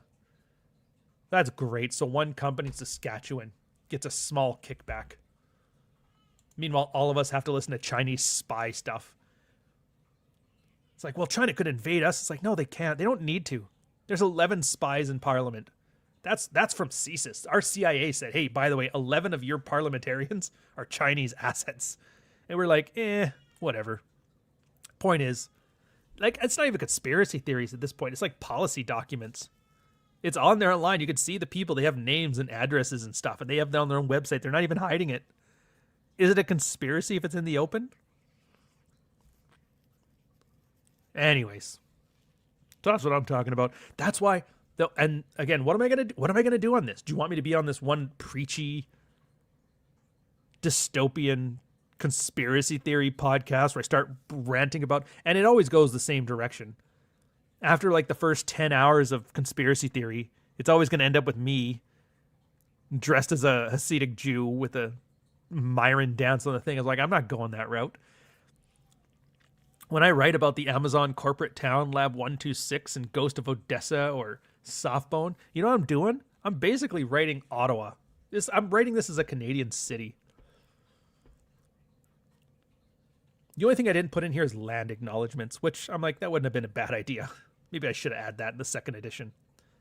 But yeah, women running things, SSRIs being handed out, free healthcare, kids being like forced to pick a gender at 5 years old, like concepts like that. It's like, dude, that's 90% of where they're already in Canada. All I have to do is just push it a little bit. Just push it a little bit over the edge, just like the Joker. Just give it a little push. Meh. I must admit, I was angry writing about what the red pill is last night. I don't know what's going on, man. I don't think any of us do. I mean, I know it's a bunch of people who were like desperate for money and attention and not getting either, getting increasingly spastic about it. It's kind of like toddlers or children or women. You know the thing where, like, have you ever been at a party or something, a family has kids, and the toddler falls and bangs his head off the coffee table, fucking bang, and everybody starts laughing because it's fucking hilarious. Toddlers fall all weird, and their skin and bone are soft, so they just bounce. And the kid gets up all pissed off, but then he realizes everybody's laughing. He's like, oh, I'm entertaining. And then he tries to like pretend to fall for like the next 20 minutes, and it's not funny. So everybody ignores him, and so he just gets increasingly more and more disobedient until he does something like break dad's stereo, and then now he's got attention again, but it's not the kind of attention he wanted, but he'll take it. I think that situation at your uncle's Christmas party describes the red pill today to a T. Say the line, Bart. There ain't no futuristic megacities in Zimbabwe. No, there is not. There is definitely not. But that's the thing. They wanted it. I'm not saying they're going to get it. They won't get it because we're not building anything because we have too much regulation. But they wanted it.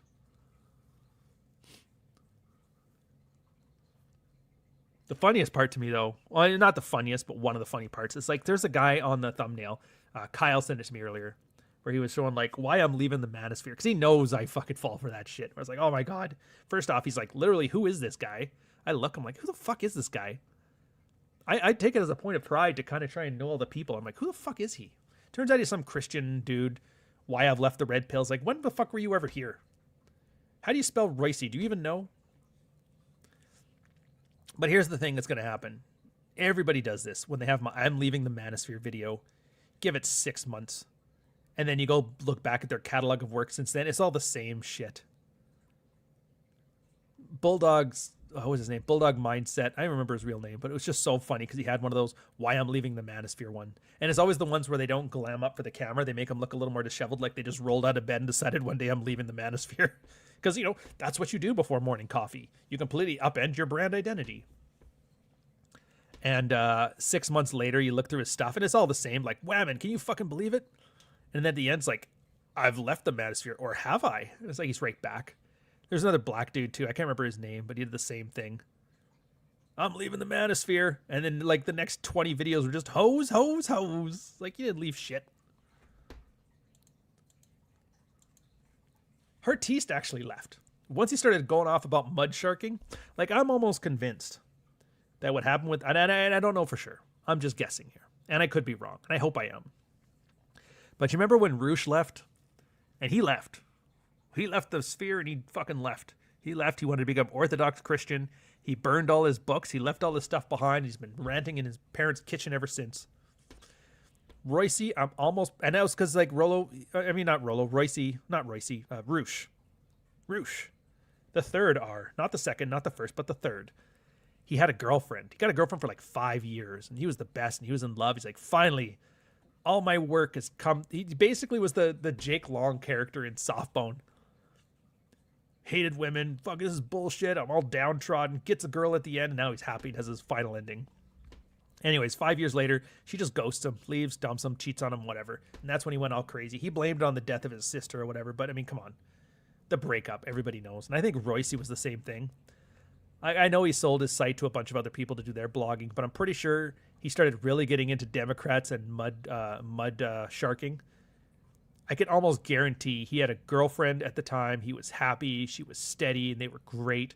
And then she cheated on him with the black guy, and then his content changed like fucking immediately. No. With probably the best red-pilled advice I've ever seen on this channel, ever, with a €10 super chat. Send some super chats. You are listening to this guy for 5 years, and you've been listening to this guy for 7 years. Do you want to know some depressing shit? Let me pull this up. My first day I started a YouTube channel. I don't know if it was the first day I started online, but it was like within the first year. So I know the exact day I started. That's May 18th, 2017. It's almost 9 years now, man. Or no, wait. What is it? Oh, it's 2026. So almost 9 years. In May, it'll be 9 years, man. It's fucking embarrassing, isn't it? You've talked about the red pill for 9 years. Yeah, but not well. I could have done better. And that's why most of the stuff is me just doing it better. Hence the story. Anyways, get in on the Kickstarter. Oh, and the whole video I put up there. I didn't have a video at the time. I'd never done YouTube before. So I had my old phone that I went and deployed with, and I looked for it or something, and I found an old video I had of a Muay Thai warehouse fight. I was in Patong Alley in Thailand, in Phuket. And that was a fucking weird sound.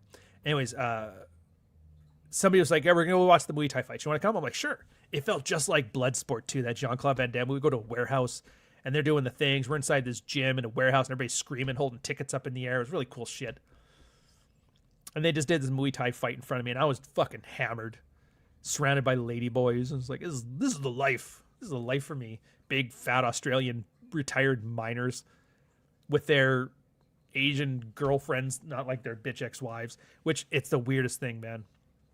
Do you know the whole thing where male peacocks are just gorgeous and female peacocks are just kind of like little ugly chickens? I would argue that is my same experience in Patong Alley in Thailand. The ladyboys were absolutely stunning, and the women were mid, which was nice in the sense that like slump busting became a survival tactic in Thailand. The hotter the girl was, the more likely you probably don't want that. And they sell you like at the pharmacy, like just all over the counter, they'll sell you dick pills like Cialis and shit. And so as a joke, what the sailors used to do to each other is we'd all go buy Viagra. Not because we wanted to take it, but because as our buddies were drinking, if they didn't watch their drinks, we would roofie their drinks with like fucking Viagra. You can't do this shit anymore, man. You really can't. Like it was hilarious at the time, but explaining this to you now, it sounds horrific. You did what?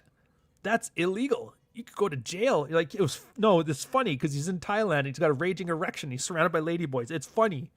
And you're trying to explain this and you're like, every time you explain it just sounds worse. And I'm like, fuck me. Anyway, so the warehouse fight is my first video on there, so that's how I can see it. I don't think I'll ever release it because there's really nothing interesting about it. It's just some random video, but it was mostly for like a date timestamp. How funny is that?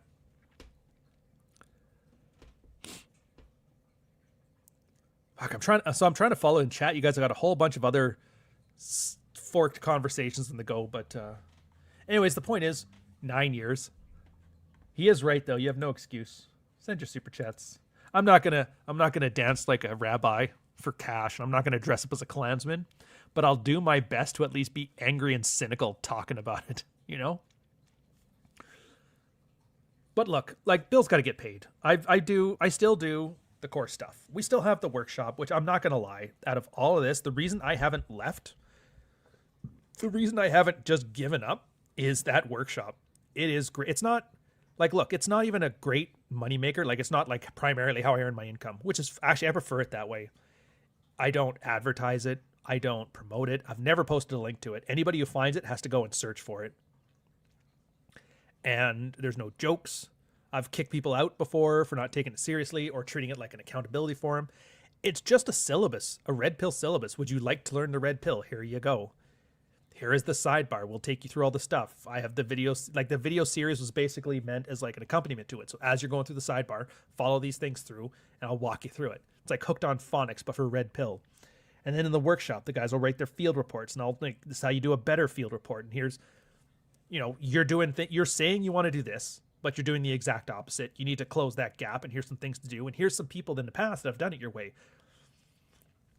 There's like 10 years worth of like field reports on all manner of topics. And it's great to be able to, for you, just some brand new guy who's come in here, and I could show you stuff from 7 years ago that I just have off the top of my head, which is great.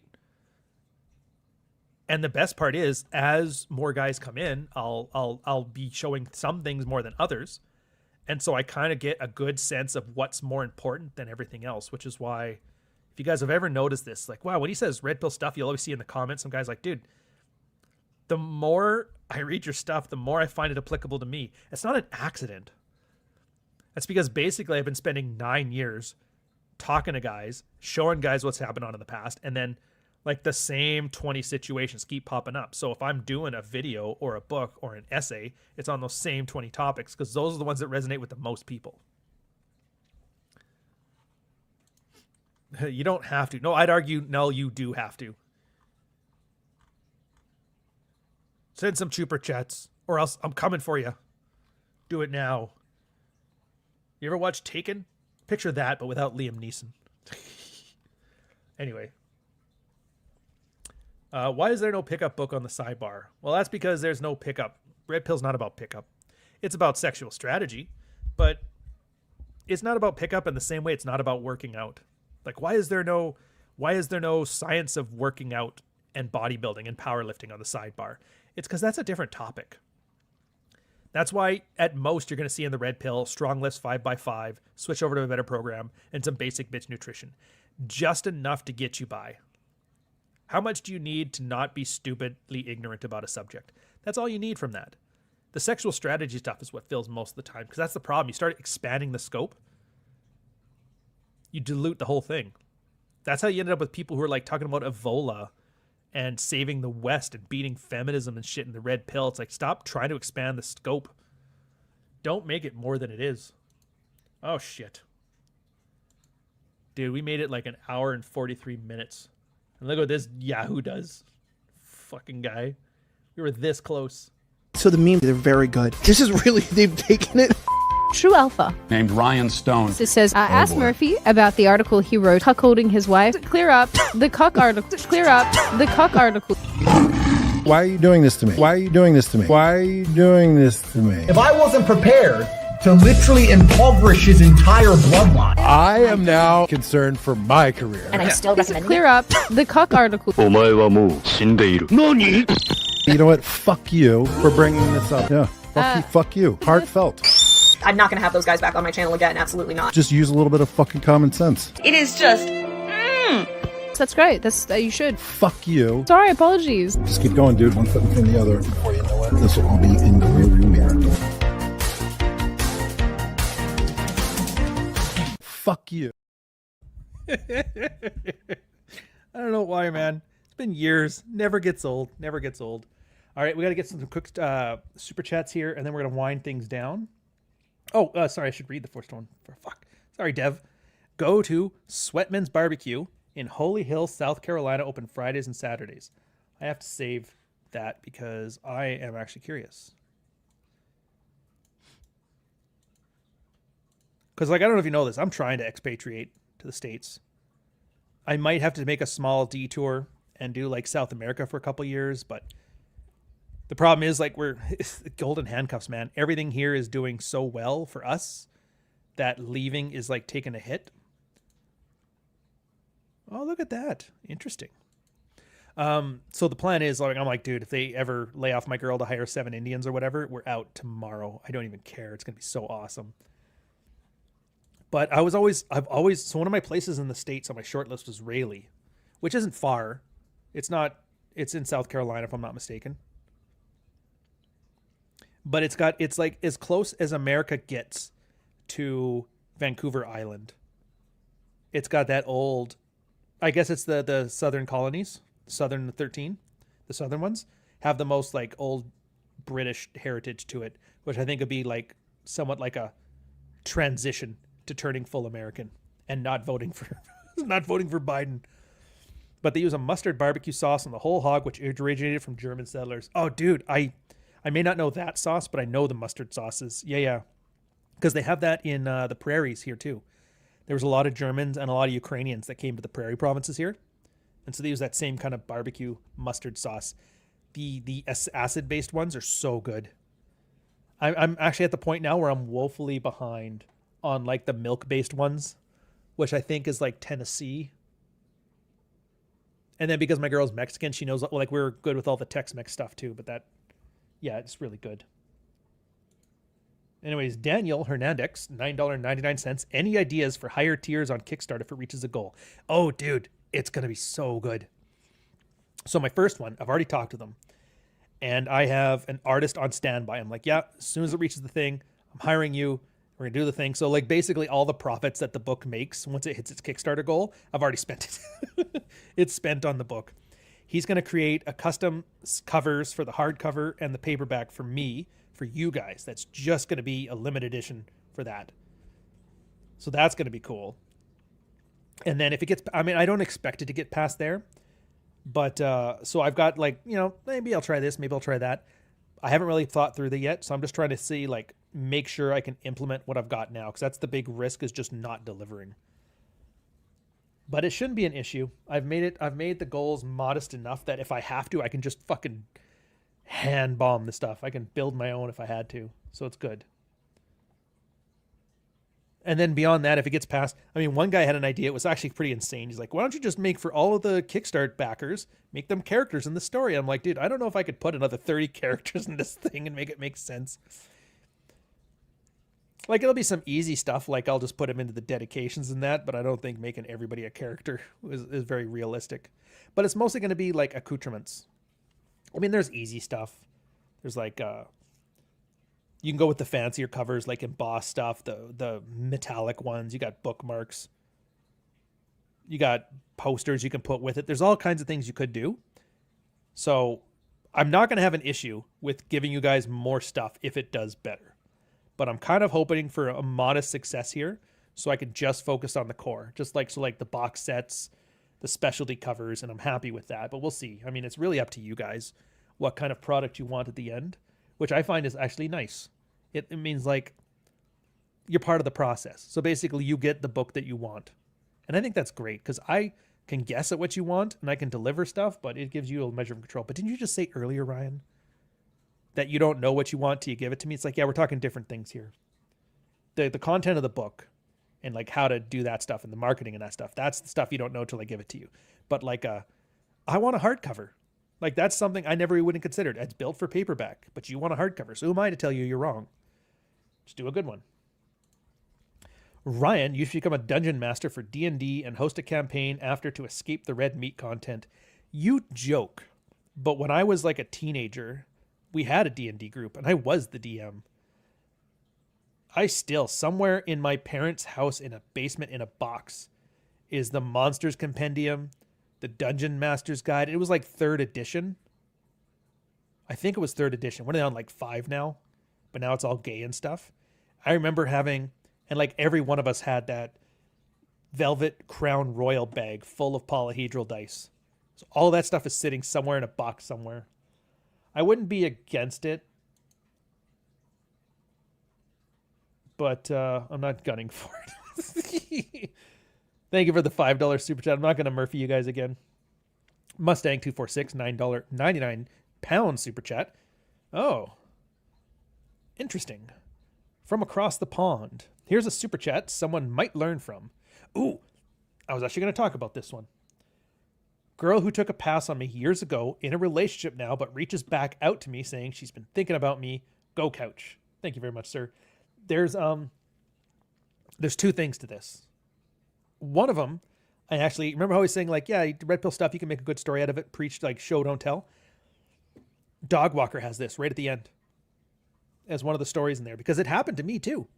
It was the chick that I based the character Charlie on. The crazy one that Rex ends up like wandering the streets because he can't find her, and she drives off with somebody else, and he has his moment of like his fucking worst moment, and then he decides to be better.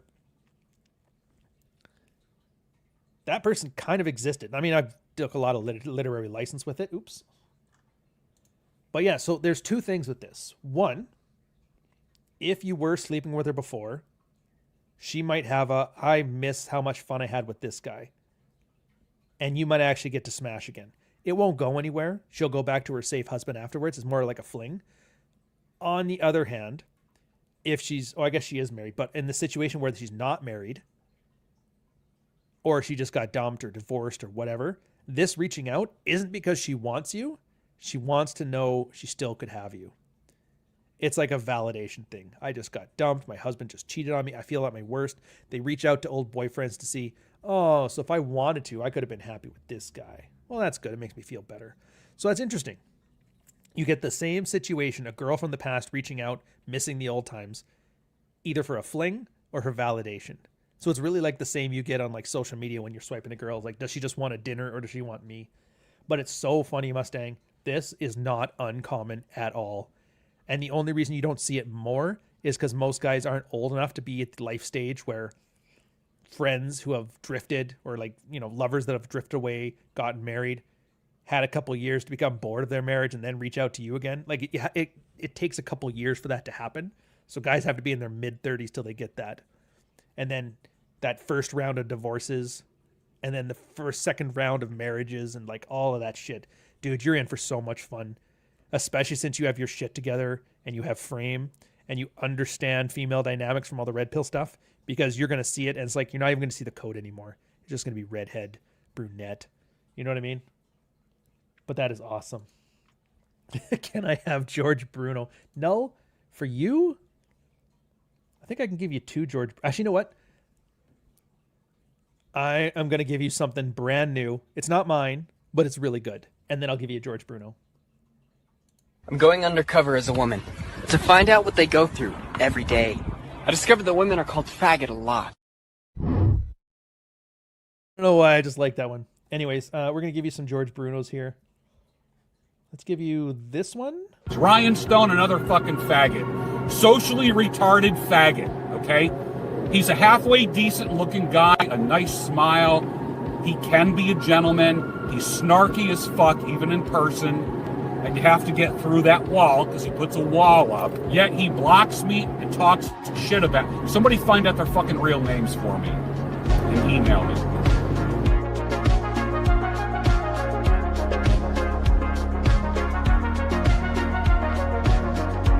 You are a fucking moderator of a YouTube channel, young man. Moderate your fucking channel like a goddamn man. Wise the fuck up. Why not, you stupid bastard?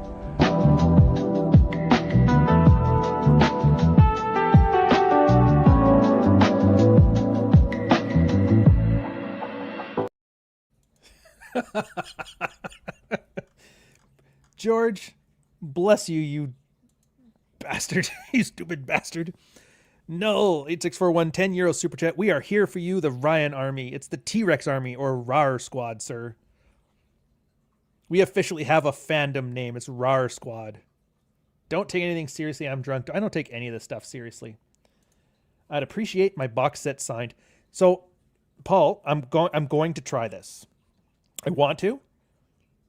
Shipping is the only thing getting in the way of this. So if I end up with like a couple hundred orders, that's going to be too much for me to ship personally. I'm not going to be able to sign it at that point, and I have to have a company handle all of the shipping and stuff for me.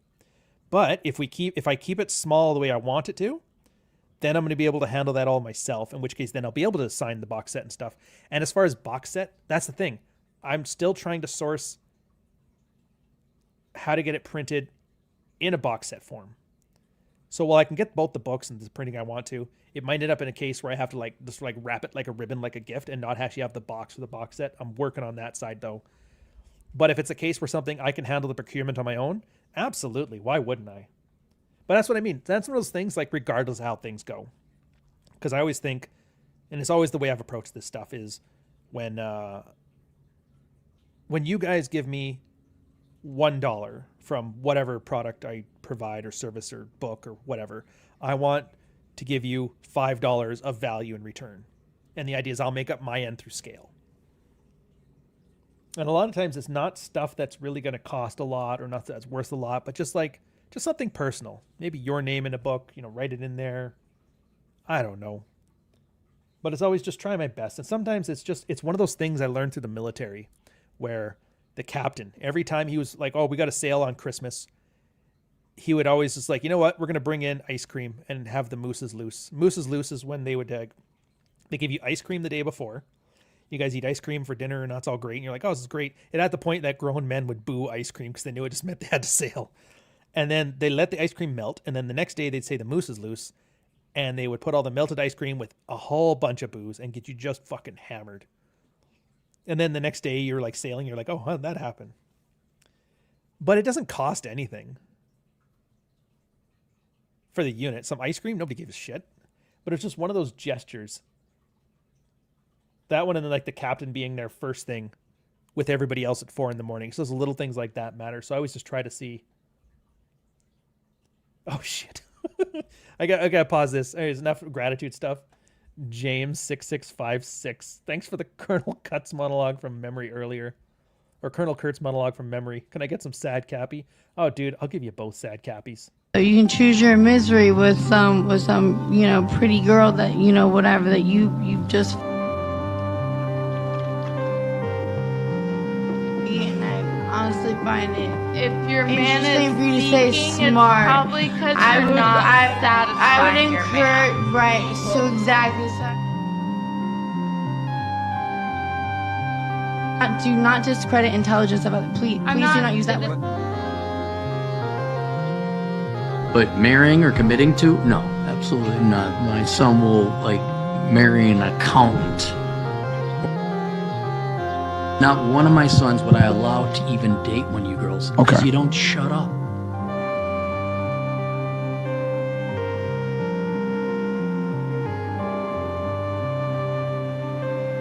It has been fun. It has been an honor. We're going hiking. Yes.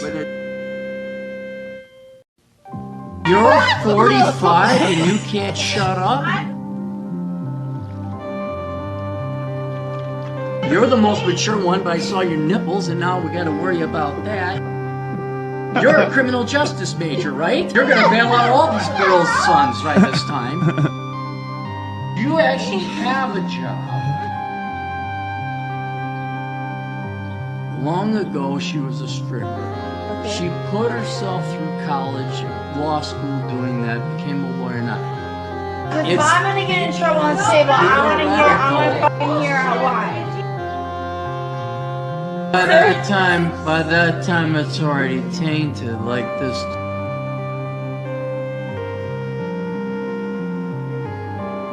That is the most on-brand shit I've ever heard in my life. Why would my son date you? I don't want your. There you go, sir. Thank you for the $20 super chat. The saddest of cappies. I hope he gets on another one of these, or maybe I can scrounge enough footage to make a third one. Those are so much fun. They really were. Oh, dude, Mustang, follow up. £4.99, just turned 30, spot on. She wants, oh, yeah, she hit the wall. Spot on. She wants to know that she still could. Her boyfriend brings home the bacon. Well, here's the thing. Like, obviously, if you were thirsty, you'd go back for it, but this is why we have the red pill stuff. That rule 7, Iron Tomasi, rule number 7, the don't root through the garbage. Because, like, the effort you would have spent on her is much better spent on somebody new. But that's the point. Now you get fixated on this, like, oh, I'm going to jump at the first chance of it. Like, no, you're smarter than that. But how funny is that? 30, hitting the wall with a nice, safe beta bucks.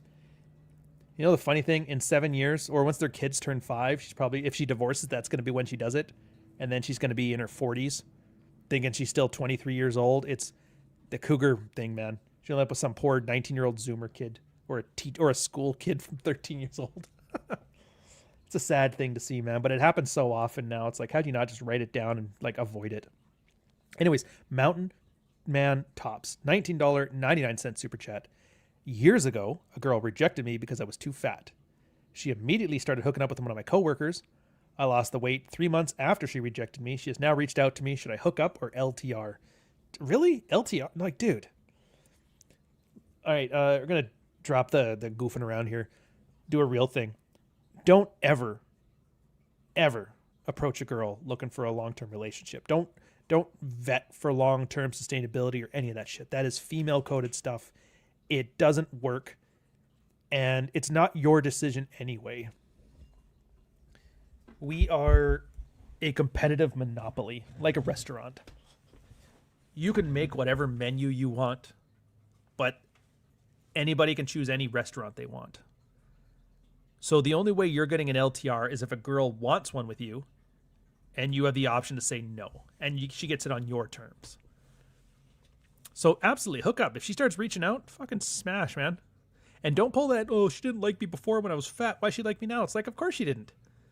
Would you like a girl if she's fat versus thin? It's just like, yeah, how dare you give people what they want? No, just hook up. Hook up, have your fun. Look for any excuse to bounce her ass. Anything she does that's in the way, like, no, you're done. I'll find somebody else. If she can, here, I'll throw you a bone.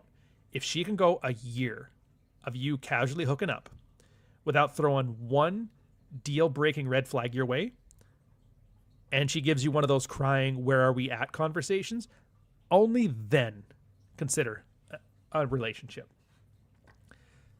And I'm not saying this just to be flippant. I'm not saying... We had a thing in the Red Pill. I was talking about this in the workshop where a lot of us older guys were talking. At the time, I guess I was like 35 or something, whatever. It was me, Yui McGill, Bogey D6, Wine More Please. All of us were kind of talking. We realized every single one of us fell into our relationships the same way. We didn't want one. They were just a casual fling. We were dating other girls too at the time. And then at one point, like, you know, got drunk, started crying, where are we at? And then you realize, like, dude, I've been dating this girl for a year. And she's the only girl I've dated that hasn't been like fucking insane or stupid or crazy or made me hate my life or had me like want to take out my frustrations on her sexually. She's just been pleasant. And it was like every single one kind of eased into it like that. So as a guy, I'm pretty confident in saying like that's probably the best way to approach it. All right, last super chat now. Null 8641, €10 super chat, $1. Yeah, I'll buy that for $1. Anyways, thank you very much, sir. Thank you to all you guys for appreciating. Thank you for listening to my rant about Andrew Borski and all these other morons. But look, the Kickstarter. Let me put it in here again. Oh, that's the restaurant. I don't think you guys need to know about the restaurant in South Carolina. I'm putting it up as a pin thing on there, and it's on there anyway. Get in on it. Look, it's just, you can invest as little or as much as you want. A lot of you guys, there's just like a quick $10 tier. And it's just, you'll get your ebook. I'll send you the ebook when the thing is done, and you can have that if that's it. You just want to read it. Then there is paperbacks for those who want it. There's hardcovers for people who want that. There's box sets for people who want that. And you can always donate more if you just want to help support the project getting going. Once it reaches its goal, custom artist coming in, you're going to love his work. I've been posting it onto Substack. Better yet, just get in on Substack. Because... Yeah. You can do the paid tier, but that's not what I'm at here. It's just like getting onto the email list. It's just an email list. It's like I was doing with MailerLite. And updates for Praxeology Volume 4, which is coming out in like next week, by the way. Yeah, end of next week. It's going to be February 1st. And that's the Chad version, the Alpha Bucks. The Alpha Fucks version of the Beta Bucks that was Praxeology Volume 3. But this is how you find out about all this stuff. Like anything I'm actually doing of value that I want to get to you guys. And that's where people who really want to find this stuff and they don't want the dancing monkey shit. And that's where I put all this stuff. So get in on it. You don't have to subscribe. If you want to like start getting into all the field reports and all the in-depth stuff, absolutely subscribe to the channel. I think it'd be great. I'm not going to say no. And yeah, and Marty, don't get me wrong, Marty. Once this book's done and everything's released in March, my schedule is cleared up now where I'll actually be able to do more of this stuff. Reynolds should hopefully be finished by then. So I'll have like a proper studio to work at again. So we'll see what happens. But yeah, Digital Ryan and Orion, I cannot wait to go back to doing stuff like that. It was so much fun. It's a lot of work. YouTube pays for shit. But if the books are going well enough where I can afford the free time to do that, I absolutely will. So like I said, it's there. Yeah, get in on the Kickstarter. Get in on the Substack. Join in on the fun. Cheers. Oh, wait. There. And Ryan Stone. He's a halfway decent looking guy, a nice smile. You have to get through that wall because he... 79T 2458 Learning Corp Little Red Riding Hood, take 1.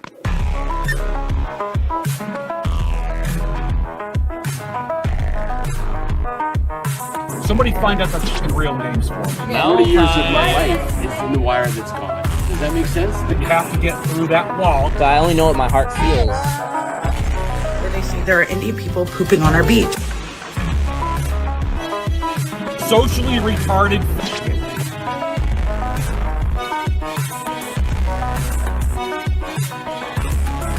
It's a spool of wire. 40 years of my life is in the wire that's gone.